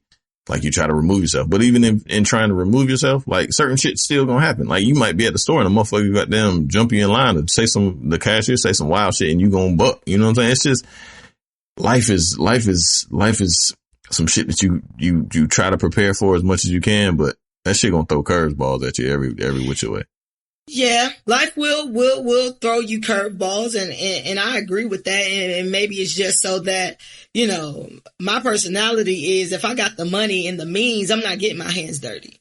I'm not getting my hands dirty driving drunk because I'm gonna hop out the Maybach. You know what I'm saying? I'm gonna hop out the Maybach with the driver. I feel like that's a bigger stunt. You know what I'm saying? Like, this nigga gonna wait here for me. Or if I need to, you know, stab in the club, then I'm gonna have niggas with me who can stab in the club. You know what I'm saying? Yeah, become more of a shot caller. Time, you can't always, like, and it's funny because I think, like, I seen Boosie on Vlad and they were like asking about like the baby and shit and having like a pistol and shit. And like, Boosie, like, I mean, he was like, yeah, you hire security, but like, niggas ain't used to hearing gunshots go off. Like, yeah, you know what I'm saying? Like, he was like, I be having straps on me. You know what I'm saying? Like, cause I can only trust the motherfucker as much to save their lives more than they'll save mine. You know what I'm saying? Like, I can pay you, but at the same time, like, self-preservation is always the key, right? So like, you know, when you in these ratchet ass clubs and, you know, in the middle of fucking bumfuck Mississippi or bumfuck North Carolina, you know what I'm saying? The shit jump off. Like, I appreciate y'all being there. But at the end of the day, like, I got to goddamn get home myself. So, and so do you. And so you're again, self-preservation kicks in. So like, you may have never heard gunshots in a wide variety coming at you and not necessarily knowing how to react. You might forget that you even got a gun on your side. Whereas I've been used to this shit. I'm conditioned. Unfortunately, I got PTSD. So I know I'm gonna shoot the fuck back. You know what I'm saying? So it's a very difficult situation. Everybody thinks they know what they'll do when they're in a situation until they're in that situation. You know what I'm saying? I think a lot of my issue is you putting yourself in that situation in the first place. That's my whole thing. Yeah. I understand instinct. I understand when your back is up against the wall. I do understand all of those things. But the things that we're talking about right now are really things that could be avoided in a lot of ways. Totally. You know what I'm saying? Like, you have the means to avoid these things. Sometimes niggas don't be wanting to though. Right. That's what I'm saying. That's the whole problem. Niggas get a kick out of that shit. Niggas get, true. You know what I'm saying? Like, be bad. You know, like, think about all the niggas that you went to high school with or middle school with or elementary school with that you knew was going to prison or like knew that was going, you know what I'm saying? Like, them niggas ain't, and them niggas 9 times out of 10 are, I mean, you know, again, you have your outliers and people that change their life, but a lot of them niggas that like I grew up with that was in my elementary school, a lot of them niggas that was bad as fuck, like some of my homeboys that taught me how to fight and shit like that, them niggas went to prison for mad long. Like, you know what I'm saying? Like, and just coming home or, you know, be going back and forth to prison and shit like that. Like, a lot of the super tough niggas, like, that's just, some shit is just inevitable, unfortunately. You know what I'm saying? Like, you know, some people might get guidance along the way, but yeah, a lot of that shit just be, niggas just be goddamn with the shits. You know what I'm saying? In all varieties. You know what I'm saying? And yeah. They just got 10 million and 20 million and might be the heavyweight, the lightweight champion of the world. You know what I'm saying? Mike Tyson was in a shitload of shit. Tupac was in a shitload of shit. Biggie was in it. Like, niggas been niggas since forever. Going through shit. You know what I'm saying? Like, our grandparents was going through shit. Bullshit. Yeah. Self-imposed shit. It's just motherfuckers be with the shit, man. Like, and that's just like, and some niggas don't. Like, some niggas can lay low, be cool brothers and shit and be out the way, you know what I'm saying? And it's a lot of street niggas that, you know what I'm saying, have made the transition and made the change, but those are the ones who, you know, are CEO levels and doing X, Y, and Z, but at the same time, like, you know, they don't necessarily have to get their hands dirty, but they still culpable and complicit in a lot of this shit, you know what I'm saying? Like, so, I don't know, man. I totally understand what you're saying, and niggas should certainly try to remove themselves, but also at the end of the day, a lot of niggas just bad as fuck. That's just what it is. Have you, with you having like 2 sons, and I know that your children are very young, but is there any type of guidance that you're giving them at this current time, even at this young age, about pretty much like what not to be when we're talking about like things like this? And yeah, I mean, I try to, you know, right or wrong, you know what I'm saying? Like, in terms of this, like, I mean, we have, you know, like, you know, it's crazy because like just random questions come up about life, like, you know, especially with my older son, like he's super inquisitive and like tries to make like rationale out of every fucking thing, you know what I'm saying? My type of guy. So he just, shit need to make sense. Yeah, and super rational. And, you know, I'll be trying to, you know, like tell him shit, you know what I'm saying? And then like also trying to like prepare him for certain things, like, you know, like we always fucking wrestling and fighting and shit. But like he's not naturally like that. But at the same time, like I want him to know, like, nigga, you see how you be fucking playing with me? If a nigga play with you, don't play with him. You know what I'm saying? Like straight up, like don't start no fight. You know what I'm saying? But finish that shit. Like if they hit you, knock their ass out. Yeah, fight till you cannot. Like don't give up. And then whereas my youngest son, he has anger issues. Like he like cannot control. Like when he get mad, like he go all the fucking way. Like, you know what I'm saying? So whereas like my older son, like I gotta kind of like not boost him up, but like I gotta continue to drill in his head. Like, nigga, don't be on no passive shit. Like if a motherfucker put their hands on you, you turn up. But then my baby, like, don't put your hands on people just off the rip because you don't get your fucking way. You know what I'm saying? And he does that shit off the rip. Like, and you gonna beat your match. Like, you know what I'm saying? So like it's a weird dichotomy of raising people, you know what I'm saying? Which is the fucking, that shit is fucking wild because I'm still trying to figure out myself. And that's the interesting part about parenting that I find so complicated. It's fucking trash. And I admire the people who can do it well, because it's not like a classroom, right? Where you're teaching everybody the same thing at the same time. You have to adapt your teachings and learnings and your care based on each individual child. Parenting is a Montessori school. Like, you got to focus and fan that flame, but then you have to like harness that flame. You know what I'm saying? Or even fucking turn the pilot up to even ignite that fucking flame. Yeah. You know what I'm saying? Like it's literally like you have to specifically like little girl loves to fucking talk, like has something to say about everything, where it's like, okay, I don't want you not to, I don't want to dim your light, but goddamn, shut up sometime. You know what I'm saying? Like it's that's where I find myself. Like literally everything that something goes on, she got something to say about it. And I appreciate that because I know she's going to be vocal and she's going to be outspoken and she's not going to like hold her tongue. But at the same time, you got to learn to be like, you got to pick your battles. Like everything doesn't want a response. Sometimes you just got to just listen and then process the information. So like, that's what parenting is. Like seeing some shit, trying to like figure it out and mold it well enough to where once they get out in the world, and while you may not necessarily tell them that specific scenario, they'll understand when something gets relatively close to that scenario, like that you've given them the seed, like, oh, this is possibly how I should react, or you know what I'm saying, like something like that. That's what that's what parenting is, and it's a very difficult thing because, like, you know, I wasn't like the most aggressive ass nigga. You know what I'm saying? Like I ain't, you know, I'd be chilling, like I'm just cool, but I also got like a smart ass mouth, so I know what comes with that. And my son is like that too. You know what I'm saying? And so I'm trying to make sure that he, like, where some of the weaknesses that I had, I'm trying to make sure that he doesn't have those same weaknesses in certain things. But then some shit is just, you know, it's the apple beside the tree. You know what I'm saying? Some shit is just what it is. You know what I'm saying? So, I don't know. That shit is wild. It's hard, man. Y'all shit is hard. I have, one of my nieces is really going through kind of like this phase in which she is attaching herself to the wrong type of crowd. Yep. You know, she's attaching herself to girls who like to go out and start fights and all this type of shit. But the problem is you can't fight, boo. Yeah. You know what I'm saying? Like, so, you know, it's kind of that thing where as an aunt, like, I don't want anything bad to happen to her. Yeah. But I'm also thinking like, okay, she just need to go out there and get her ass really whooped one good time. Mm-hmm. You know what I'm saying? Like, to get her on the right path, to understand, like, you can't go around doing this type of shit. Yeah. You know what I'm saying? And, you know, it is one of those things where I don't want nobody to hurt any child, but definitely don't want them to hurt the children that I love and the children that are in my family. But some lessons need to be learned. Yeah. And if you can't find out how to make that happen, like, I was real life talking to my mom, like, fuck it, we about to get some gloves. Yeah.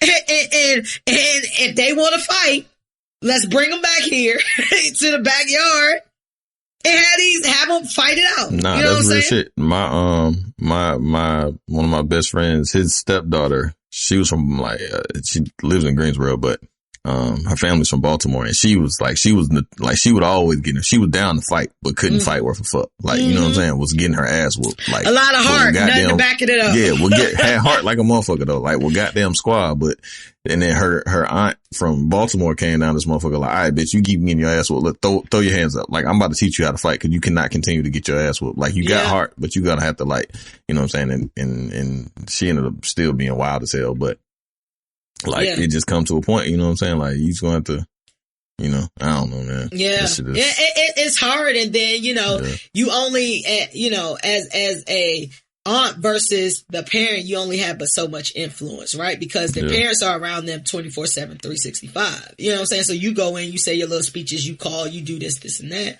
But it's who is there to enforce the shit every day. And, you know, parents don't always see it's more complicated when the parents are not together. Oh yeah. And parenting styles and things of that nature. And my whole thing about it is, like, you feel like you good. You know, my sibling feel like, you know, he good, but at the end of the day, when something goes left, then it's everybody's problem, right? It ain't just your problem. You know what I'm saying? Because you're going to be calling everybody to come in to play fix it. And I'm like, well, we could have prevented a lot of this. I'm all about prevention. You know what I'm saying? Yeah. Like, let's prevent as much as we possibly can and not be on some wish for the best type shit. No, we need to instill the best in them right now. And my whole issue is like, a lot of these kids are still maintaining these lifestyles without consequences. Right? You out here starting trouble or getting bad grades or whatever the case may be. You still fresh as fuck. You still going wherever the fuck you want. Like, where's the consequences to your behaviors? You know? Yeah, I definitely know that too. Like, my little cousin that I was telling you about that ain't doing well in school necessarily. Like, couldn't tell if I goddamn what he got on. That motherfucker goddamn sharp. You hear me? Like, haircuts. Haircuts, goddamn J's crazy. North Face is crazy. Like, you know what I'm saying? Like, goddamn, like. Fresh. Yeah, nigga, I know what time it is with me. I wouldn't have none of that shit, nigga. I think that's what it is too, though, B. Like, we be mad about the fact that we couldn't get away with that shit. But yeah. So, and get fresh. Yeah. Like, for me, you know, you were an only child, so I don't know what your circumstance is, but you know, I was oldest of 4. Correct. You know what I'm saying? So, like, my niece, my other niece, she sent my sister shoes every week. Whatever the drop is, she getting it. I'm just like, how? Like, how? Like, you know, even my mom tries to advocate for my niece, like, oh yeah, you know, get her this, get her that. I'm like, are you the same mom that I had? Grandparents be different, bro. Grandparents is totally different from your parents. Yeah, for sure. But keeping it in the band, that's why I loved my grandmama so much and my grandparents so much. Yeah. Because grandparent is totally different than parent. I'm just like, yo, she not doing what she supposed to do. She getting, you know, she talking out her mouth and you know, I just know about, especially females at that certain age. Oh, yeah, we like to pop off. We like to, you know, whatever. Boys, it seems like they get that way a little bit later, like bucking up and shit. I don't know though. Nah. I take that back. Nah, niggas. I definitely take that back. Niggas be smelling themselves good early on. Puberty. This is puberty. Puberty is a wild thing, man. Well, puberty is a fucking, that shit is just wild. Like, you go from being, you know, a kid to fucking like hormones going crazy and looking at asses and realizing that like, oh shit, you know what I'm saying? And then like, you know, wanting to go outside and do all type of shit. You know what I'm saying? Like I was doing mad wild shit early on, looking back like, god damn, like what the fuck? Like, and that shit ain't too far from me. You know what I'm saying? Like my kids my oldest is 8, my twins is 8. You know what I'm saying? So like in 6 years, in 7 years, you know what I'm saying? My little girl gonna get her fucking cycle after a while. You know what I'm saying? In a little bit. You know what I'm saying? That stressed me out too. I'm not with that shit. And you can get it as early as 9. Yeah, I know. So she could get it next year. I pray to God that don't happen. I hope she don't either, because, you know, it's very interesting to me what freaks me out. You know what I mean? Like when I was advised that my, you know, hope I ain't embarrassing them, all girls get their periods. They old enough. You know what I'm saying? When they got theirs, I'm like, what? Huh? No, that means they're adults. Like you can get pregnant. Like you can do all this shit. Shit freaks me out. And that's the shit. And like I was sucking titties and you know what I'm saying? And smoking weed and shit. Like I remember like at 13, I was just talking to shit about my old lady and shit. Like yeah, I was smoking weed at like 13. You know what I'm saying? I was like experimenting, and then like at 12, I smoked my first J and I found in my mom's room. And because the nigga was smoking some weed at the bus stop, and I was like, oh shit, like what the fuck? He was like, because I remember I was like, this is what my mama be smoking. I smelled it, and then like got home, he had the little clip from later on, and we smoked that shit.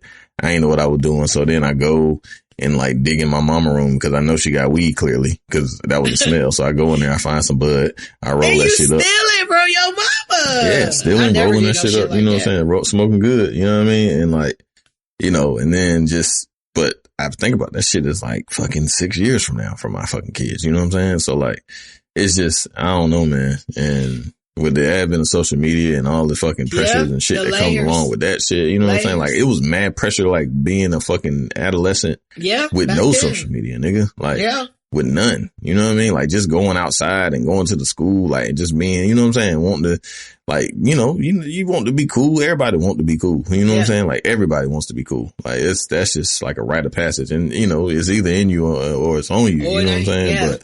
But shit, if it ain't on you necessarily, or if it ain't in you, like you gonna try to like, you know, put that square in that circle. You know what I'm saying? And sometimes like that shit can lead you to a world of trouble too. You know what I'm saying? Yeah, it really could. Life is Like, hard. I think about all the shit that I did, but I was a very sneaky child. Yeah, and I don't want that either though.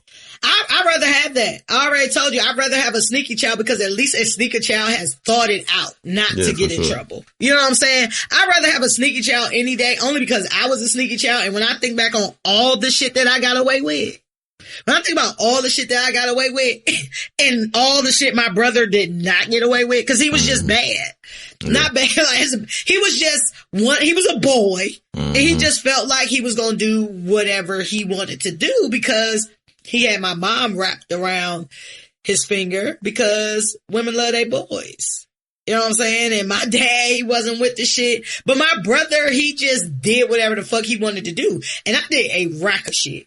A rack of shit that I look back on. And even if I hear that my nieces or my nephew doing like a third of the shit that I did, I would definitely be upset. However, I made it out. I was smart enough to think ahead. You know what I'm saying? I wasn't the person that's just going to go do some shit as I am now. I'm not the person that's just going to do some shit I know I shouldn't be doing and not have a good enough story around it.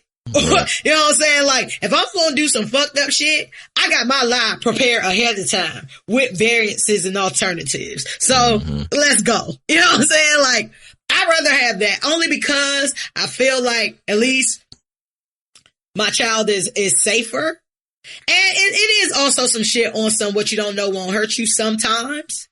Because I feel like all the shit that I did, if my mama knew half the shit that I did, like, she probably would have been stressed the fuck out. But I got out of the shit unscathed. I'm not saying I didn't make various dumb decisions as a child that I made it out of. However, overall, I think that if I had to do it again, it may be things that I wouldn't have did. But again, I'm just like, hey, I did it safely. I made it out. I thought about my alternatives. I figured my shit out. To me, I felt like that was smart because these kids, they go out and do shit and then sit in front of you and just be like, I don't know. Right. I don't know. Like, that's disrespectful to me. You didn't have enough consideration for me to even make up a lie. You didn't. Yeah. You just like, you will deal with my bad behavior. Fuck you my parent. I don't give a fuck. And let me get them J's though. Yeah. Can I get that $1.70, that $1.90? We ain't talking about $80 J's. That's the wild shit. Cause I mean, looking back though, like, my mom was super cool.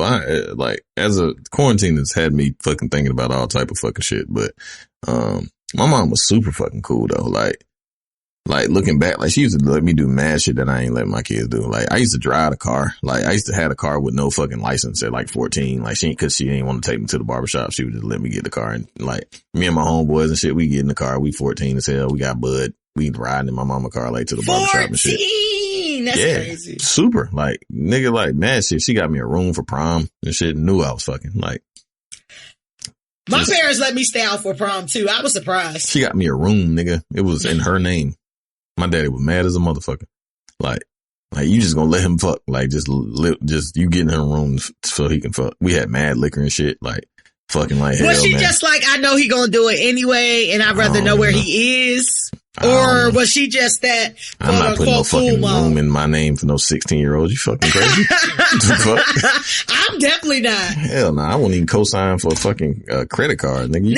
I'm not even co-signing for just a regular co-ed birthday party for my 16-year-old. Like, I'm not doing that. Again, I get it. We did all that shit. That's what I'm saying. Like, I can't do none of that shit. Me and my homeboy was talking about that shit. Like, he was like, bro, we used to do mad shit that our parents was super fucking cool. And I'm not gonna be that fucking cool. Like, I'll pick y'all niggas up. You know what I'm saying? If y'all out and shit, if you call me, I'm always pick you up. You know what I'm saying? Like, I ain't never gonna leave you like stranded. Like, you can always call me and we'll talk about it later. You know what I'm saying? But I don't want you riding with niggas and shit, cause I know I used to do that too. Like, I used to ride with niggas when niggas riding with me and shit. Niggas be strapped up, niggas be having pistols and bud and all type of shit, man. Like, nah, nigga, I'll come get you.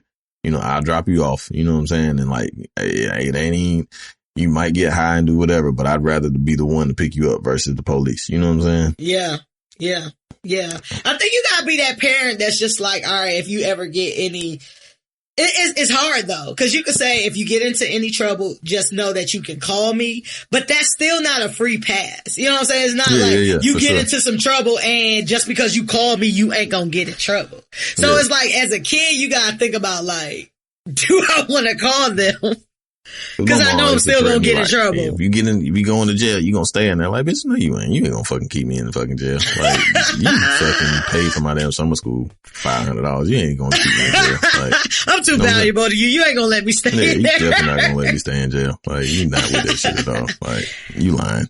Bro. But I mean, I ain't never go to jail, so. Good. Thank God. Yeah, thank God. Sure. Yo, I remember one of the things that come to my mind. I used to stay like, when I was 17, I had this boyfriend in college and he stayed off campus. He went to Howard. He stayed off campus. And when I tell you, like, I used to be at his house like all fucking weekend, sleeping there, telling my mama I was literally around the corner at one of my good friends' house. Yep. Long as this is pager days, my nigga. Get your thoughts together about the time frame. Whenever she would page me, I would make sure I would call the fuck back. Oh yeah. Like real quick, so that she wouldn't have, no worries about where I am, like whatever the case may be. But I'd be like, yo, hey, I'm at your house, but you know what I'm saying? I'm at old boy house. So, you know what I'm saying? Like, let me know. And my mom was, but look, this how crazy this shit was. Like, she literally lived on the next block. It would take my mom literally 3-4 minutes to get to her house. And she really wanted to check where the fuck I was at. Right. But I instilled in her that I could be trusted. Yeah. So she never really had any problems. Like, she never really, cause I made sure I followed her rules or what she thought was her rules. I hit you. You need to call me right back. Soon as that pager go off, boop, boop, boop. Look at that number. Oh, that's my mama. I need to call my mama back. Hey, mom, tell some big lies. What you doing? Nothing. We watching TV, kicking it, whatever. I'm out being grown as fuck.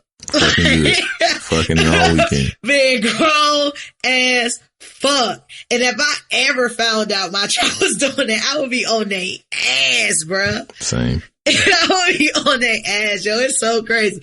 Yo, these guys, especially young guys, because both of them are fucking 26 and younger. Even Rich the Kid is young. I can't necessarily chalk it up as them being young. Cause it's older niggas doing the same shit too, but is it little shit? Shit. It's definitely shit because I want black people in general, not even just black men. If we're able to attain some type of riches or wealth, we should foster that and keep that and figure out how to expand that and live a life outside of, this bullshit. So, it's shit, man. I'm gonna hit one more. This is a simple one. So we talked about, on the last show and the show before last about Bobby Shmurda being out. Bobby Shmurda is, under parole supervision until February 2026. So about 5 years from now, he is not allowed to drink alcohol, attend any bars associated with any gang members. He has a curfew of 8 p.m. and must submit to drug testing and receive aggression and anger management counseling. That's a lot of shit, boy. Also must obtain and seek employment. I don't know if that employment is what his current job is, like as a rapper, or if he has to obtain something that literally has a time card or, some type of job that is more structured. For 5 years. Could you do it? I mean, I would try. I wouldn't want to be in prison. Facts. You know what I mean? I would try. I mean, that shit is difficult, but, I would try. Yeah. That's all I can say. I mean, it took away. Not only did you take away my alcohol and my drugs, I can't even go hang in the spot. You know what I'm saying? Like, which but is I seen him in the club though. That's what I'm saying. Like, we saw him in the club. He turned down the alcohol. I remember seeing that. And I was like, oh, that's dope. I didn't know that was part of his restrictions. I just, Bobby Shmurda, the couple interviews that I've seen since he's been out, he's basically been talking about putting his life like on the right path. Like that's what his goal was. So I thought that was like super dope. Like, oh, the nigga ain't drinking. You know what I'm saying? Like, that's dope, because I feel like as soon as I get out of prison, I'm like, yo, where the party with the alcohol? Where the party at? But, you can't hang in the spot. I get it, not with the gangs, but the 8 p.m. and all this testing, like, I would hope that I could do it, but being a hip-hop artist and the lifestyle that majority of hip-hop artists lead, do we think Bobby Shmurda can continue or have a thriving career? Because I feel like before he went to jail, he was just starting to blow. Do you think that he can have a career knowing the hip hop lifestyle with all of these restrictions? Yeah, it's got to be disciplined. And then you can't. Okay, so also think about his subject matter that he rap about. And shit like that. If you take away the alcohol, you take away the drugs, you take away rapping about gangs, you take away anything that looks like you're being aggressive or angry. We take out all these elements that is associated with hip hop. Will this hurt his career? He can't rap about it. Probably, but shit, prison is trash. I do whatever I could not to be in prison. Yeah. Like, straight up. Yeah. I think about artists that are not public like that be chilling, like your J. Cole's and your Kendricks, and even niggas like I saw something with like Roddy Ricch the other day, and I was like, damn, where the fuck he been? You know what I'm saying? Like, where the fuck he been? But, there are rappers who are low key and who can just put out music. However, they've built that reputation and they have a more diverse topics that they rap about. When you talk about your Kendricks and your J. Cole's, those are like the first people that come to mind when I think about like low key rappers that's still out here like doing numbers and shit, but they ain't really with the shits like the rest of these rappers. And I'm just wondering if Bobby Shmurda is able to pull that off. If you were in this situation, how would you make lemonade in this situation? I don't know. I would hope he got a good team around him and try to get creative as possible. You know what I'm saying? But I just know I wouldn't be trying to go to jail. That'd be my first priority. All the rest of that shit is, what it is. But I'd be trying not to go back to prison. Fuck that shit. That would be my first priority. The rest of that shit will just happen. I'd rather be out. Yeah. You can figure it out as long as you're out in the world. You know what I'm saying? I think that when it comes to like people who get out of jail and recidivism and going back in jail, most of the time is because they can't get money the way that they used to. And they have expenses, even just regular expenses. You know what I'm saying? You can't go and really get a job like that, like you used to. I'm sure Bobby Shmurda is probably in a better position to receive employment, even in the entertainment industry, because of his connections and shit like that. But it's hard for niggas to get jobs once you've been locked up and like shit like that. So niggas return back to what they know best and end up back in jail.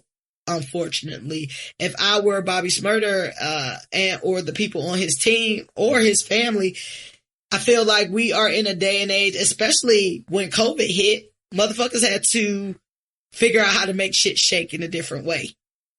So, maybe it's, going into his other skills or figuring other topics out, to rap about and shit like that. But I definitely hope that he can make lemonade out of this situation, because with all of those restrictions, it's going to be very hard to be the Bobby Shmurda dance dude that everybody knew fucking 6 years ago, before all of this shit happened. But, I wish Bobby Shmurda the best. Is this lit or shit? It's lit. Nigga home. He ain't in prison. Yeah. Yeah, I think it's lit, and I'm hoping, you know what I'm saying, like I said, I'm hoping for the best. You ready to give out some advice? Yeah. Real quick. All right, we about to get into Ain't Shit in 2 Cents. Ain't Shit in 2 Cents is our listener letter segment where we give advice to listeners who clearly don't care about taking advice from two people who drink, smoke, turn up, all that shit. But we give y'all the good shit. This letter today is from Shanae T. And she says, I love your show and I love the way y'all's personalities work together. I was interested to know what each of your love languages are and why. If you are not familiar with them, I've supplied a cheat sheet below. Do you know the love languages, B? Do you remember the love languages? There's a general love languages? Yes. So there are 5 love languages. I know about the love languages. I know what my love language is, but I'll break it down on the cheat sheet so that you can get an understanding. Your love language is how love looks to you. What materializes as love for you. And the 5 love languages are words of affirmation.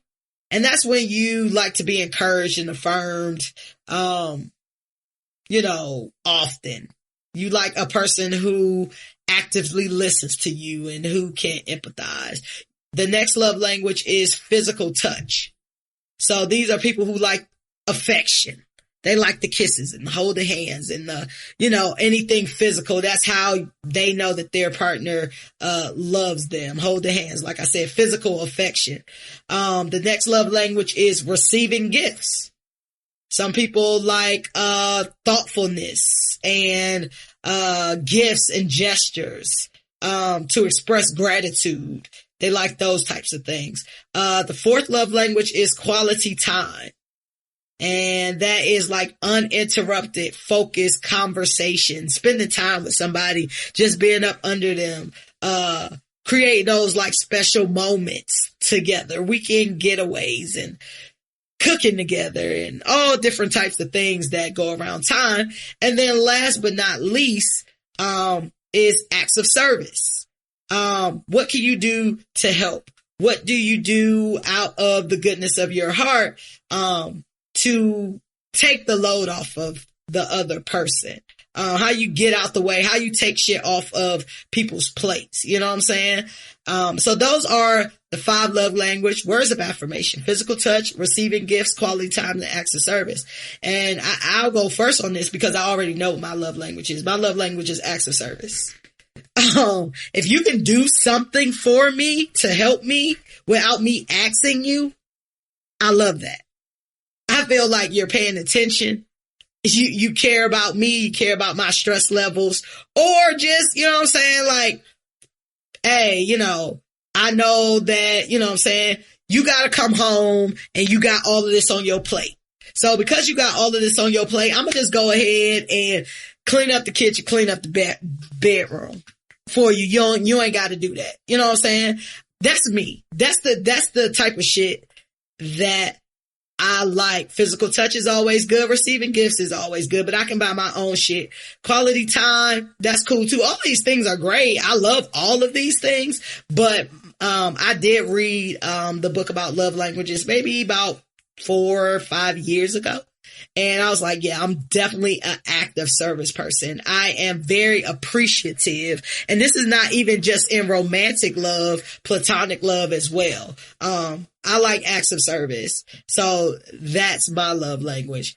Out of those things that you just heard, did you identify with any one of those standing out? Oh yeah, I'm all them shits. All the above. What stands out most? Can we pick one? It's 20. It's 20%. Like I need all of it. Like there's nothing like you that. You can never settle on anything. You're always indecisive. You want it all.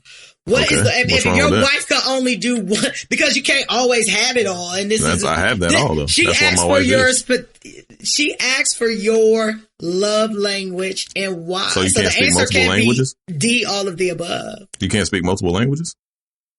You still have a prominent love language. Most people honestly, have a that shit is prominent literally love everything that me and my wife do. Like I have to have physical touch and shit. I have to, like, we always do the acts of service. Like, I take the kids. I try to clean up the shit. I try to clean up. Like, that's how my life works. Like, it's a combination of all 20 of those, like all 20% of those that make 100. That's for me personally. And that's how our relationship works and has worked for 14 years.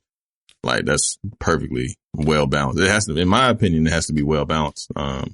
In order for you to have a striving, successful ass relationship. And that's so far so good. That's working wonderfully. Like, it's always affection, and we definitely like are super champions of each other, like in terms of affirmations and all that shit like that. We do that. Like, we literally did that shit today. Like, just sitting in this motherfucker today. Like, we was going over some shit as we preparing to fucking travel with our children for the second time in life on the plane.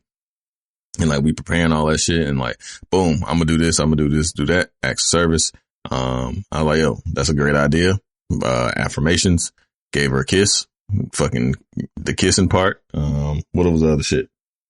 Quality time. Like, this weekend, I dropped the kids off with my mom. We went to the outlets and fucking shopped and shit like that. And that was just me and her, and that shit was super fucking dope. And that shit was like a super recharge. Like, literally everything that you've mentioned is exactly what we do and what I do in our relationship and what I need in my relationship for it to survive and sustain. So, I mean, I apologize for not being able to like pinpoint one, but literally, like, that's what that equally yoked shit is about. You know what I mean?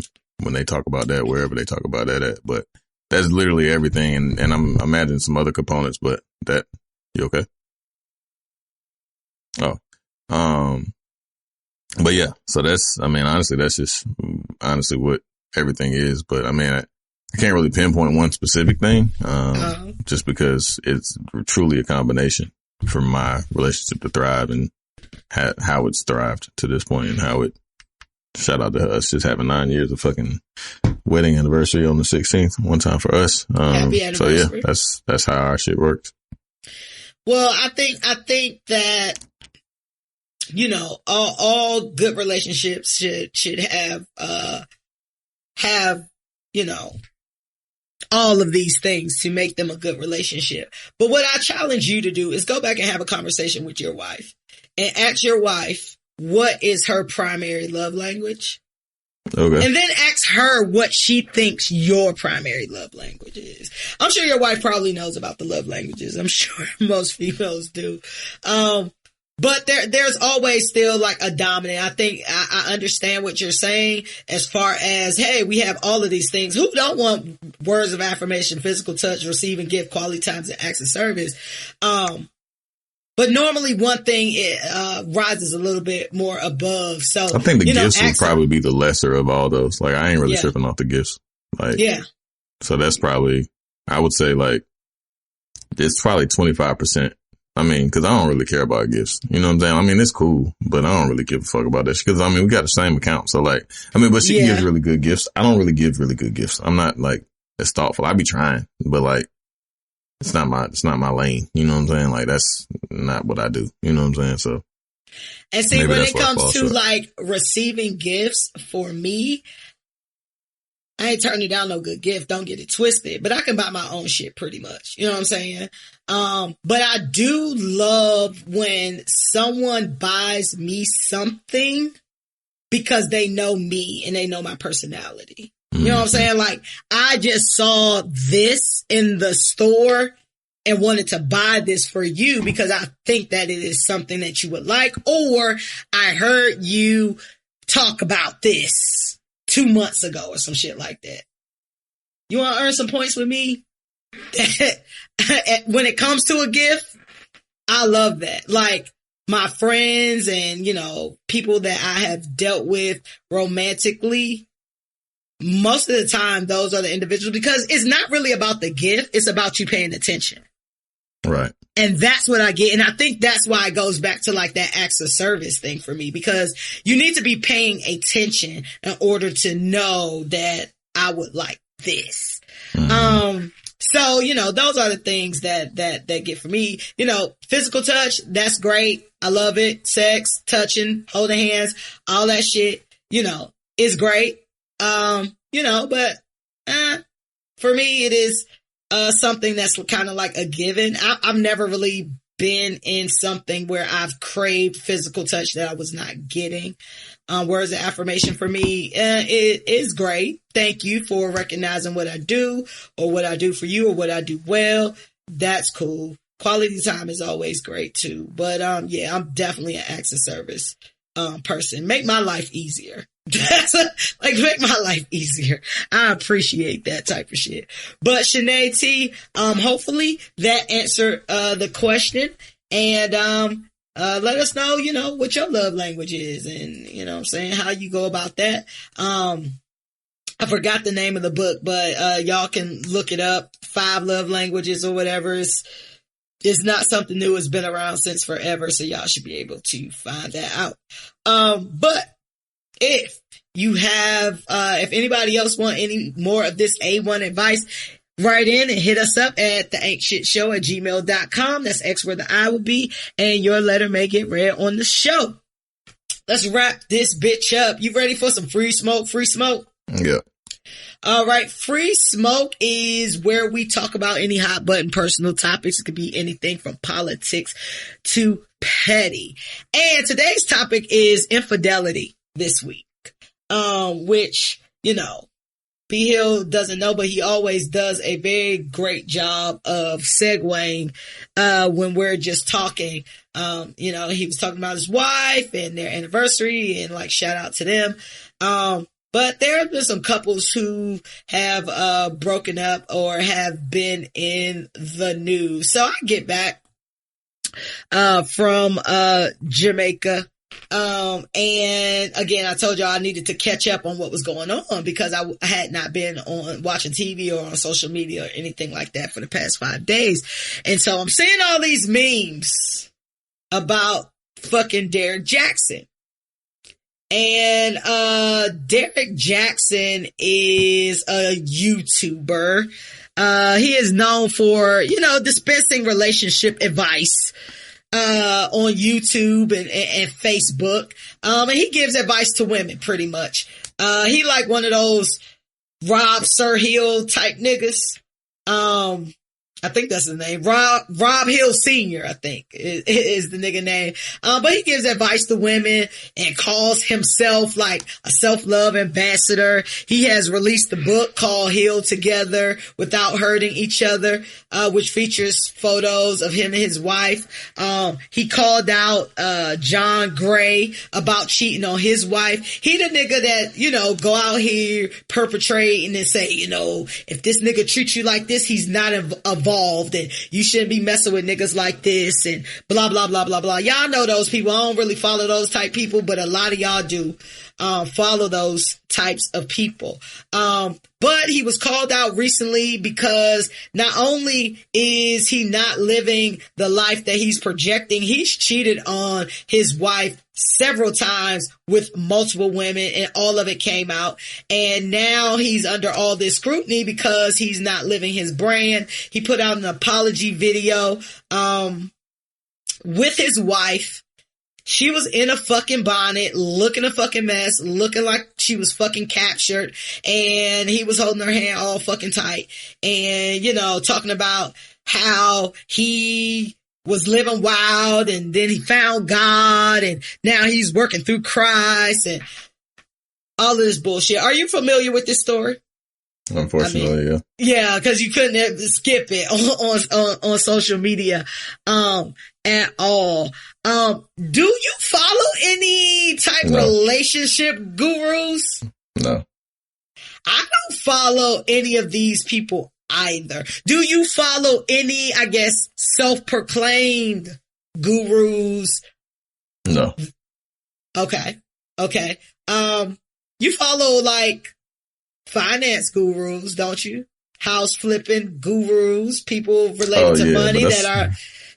Yeah, I guess. If looking at in terms of that, yeah.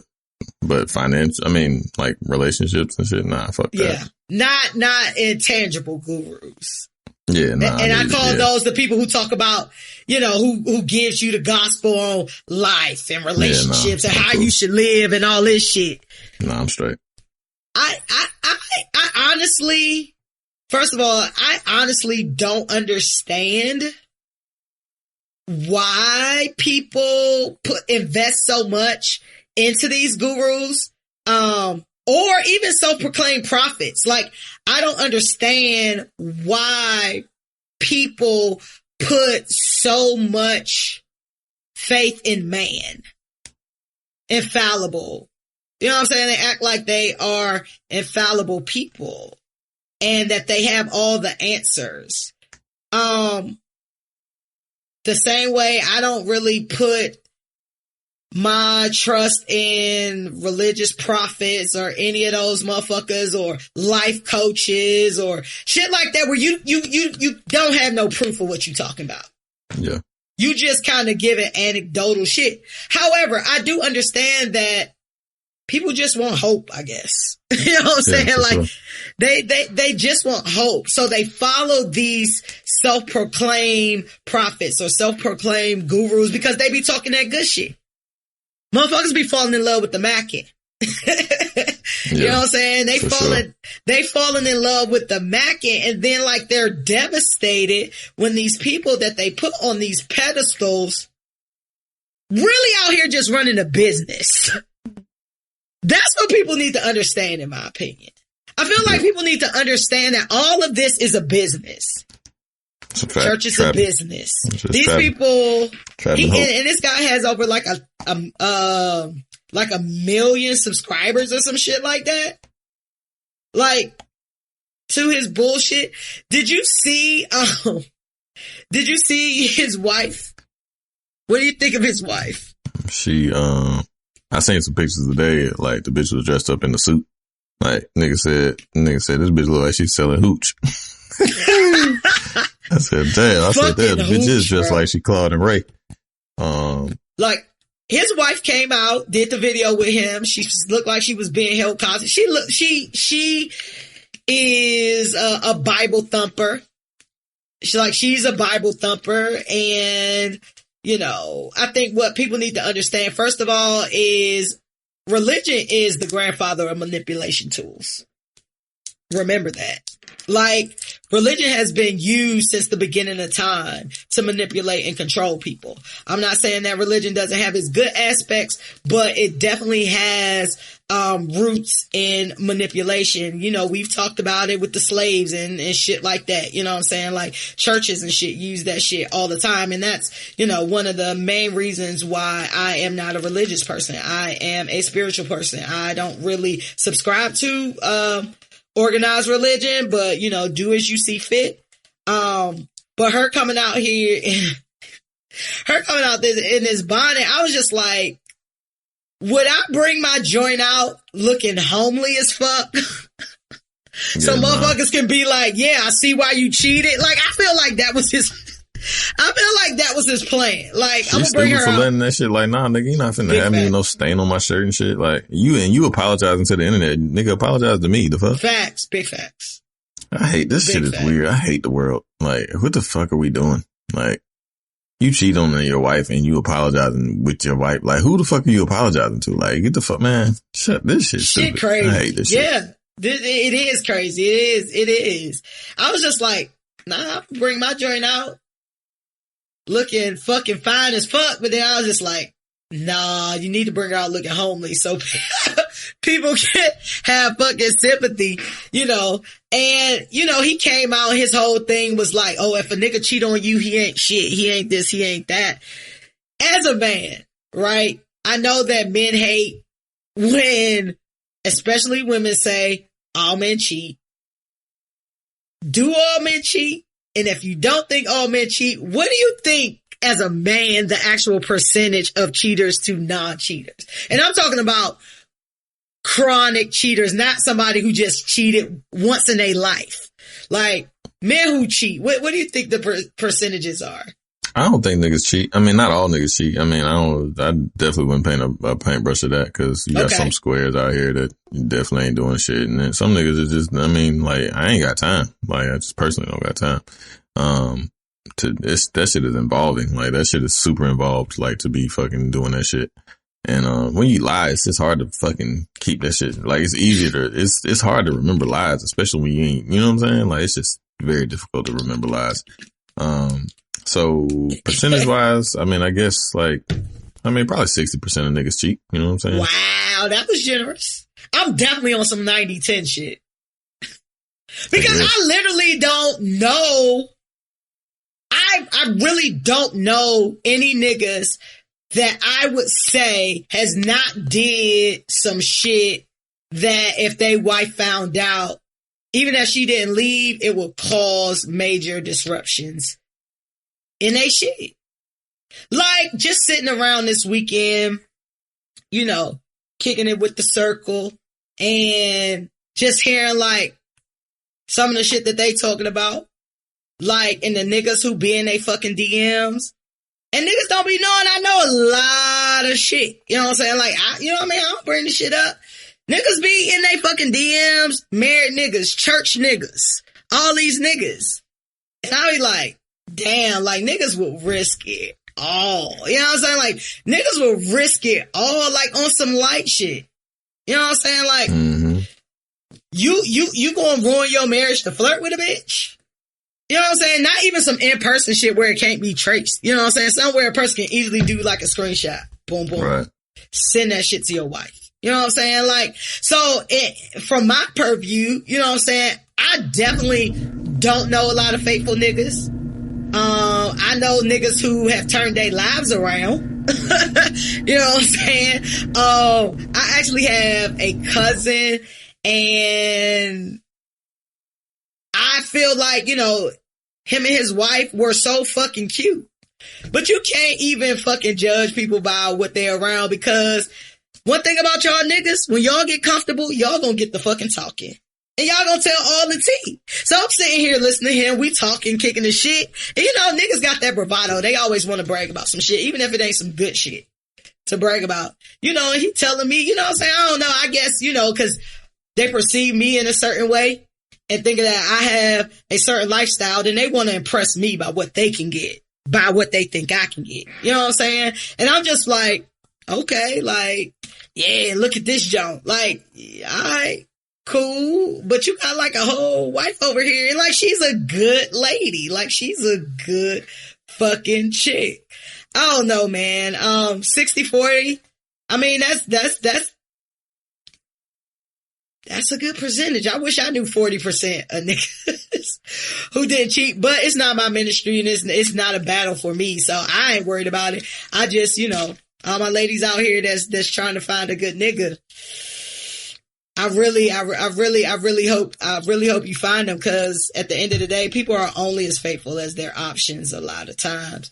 Would you, if you was in this same boat, would you expect your wife to go and do a video with you, or would Tiff be like, nah, fuck that? She definitely ain't doing no video. She definitely ain't with the shits. Would you pull private. She don't be with people in our business and shit. So if would you pull a Will Smith and stand by your wife if she was in that situation? I don't know. I mean, probably so, but I don't know. It's all, you know, it's all like I said earlier, you always gotta, it's a good talk game until you get to, you know, reality. So I can't tell you what I do until I, you know what I'm saying, till that shit hit the fan, you know what I'm saying? But I mean, I would hope so, but, you know, weather the storm type shit, but never know. It depends on how egregious the shit is. Yeah. I am you already know I'm a principled person, and you're not gonna make me look stupid in public. You just not. And I'm not gonna support you through looking at me as like, you can say what you would or you wouldn't do. I'm like 99.9% sure that if you did some high level, like, embarrassing me shit, like, I've never even been in a situation where I've been cheated on and had to take somebody back. So I can't even imagine being in a situation where you're publicly humiliated. And let me tell you something. If I was ever in a situation where I was publicly humiliated, or even not publicly, just people around knew what was going on, even if I fucked back with you, would nobody ever know? Would nobody ever know that I fuck back with you? Like, I would That's the only caveat. Like, if I did some shit like that, I'm definitely not embarrassing myself. Like, I'm just not built like that. Saweetie and Quavo broke up after 2 years. Saweetie tweeted, "I'm single." And she says, "I've endured too much betrayal and hurt behind the scenes for false narratives to be circulated that degrades my character. Please don't put band-aids, scars when there isn't real love and intimacy and it is being given to other women." And she also said that she emotionally checked out a long time ago. Women will definitely break up with you before they actually break up with you. They're already gone by the time they say some shit, they out. But you know, Quavo responded and he said that she was not the person that he thought she was, and allegedly repoed the Bentley that he gave her for Christmas. There are competing stories that he actually repoed the Bentley. There was other story that the shit was under a lease and he ended the lease, which is still kind of the same thing to me. You ended the lease because y'all broke up. What's more petty, announcing that you're single on social media or taking a gift back? I mean, I guess in this day and age, the fucking announcing that shit on social media, I don't know. I couldn't have having people all in my fucking business. That shit is weird. Yeah. But, you know, sometimes having people in your business is the business that you're in. True. That's why I ain't in that business. Yeah. But, I mean, you could blow up.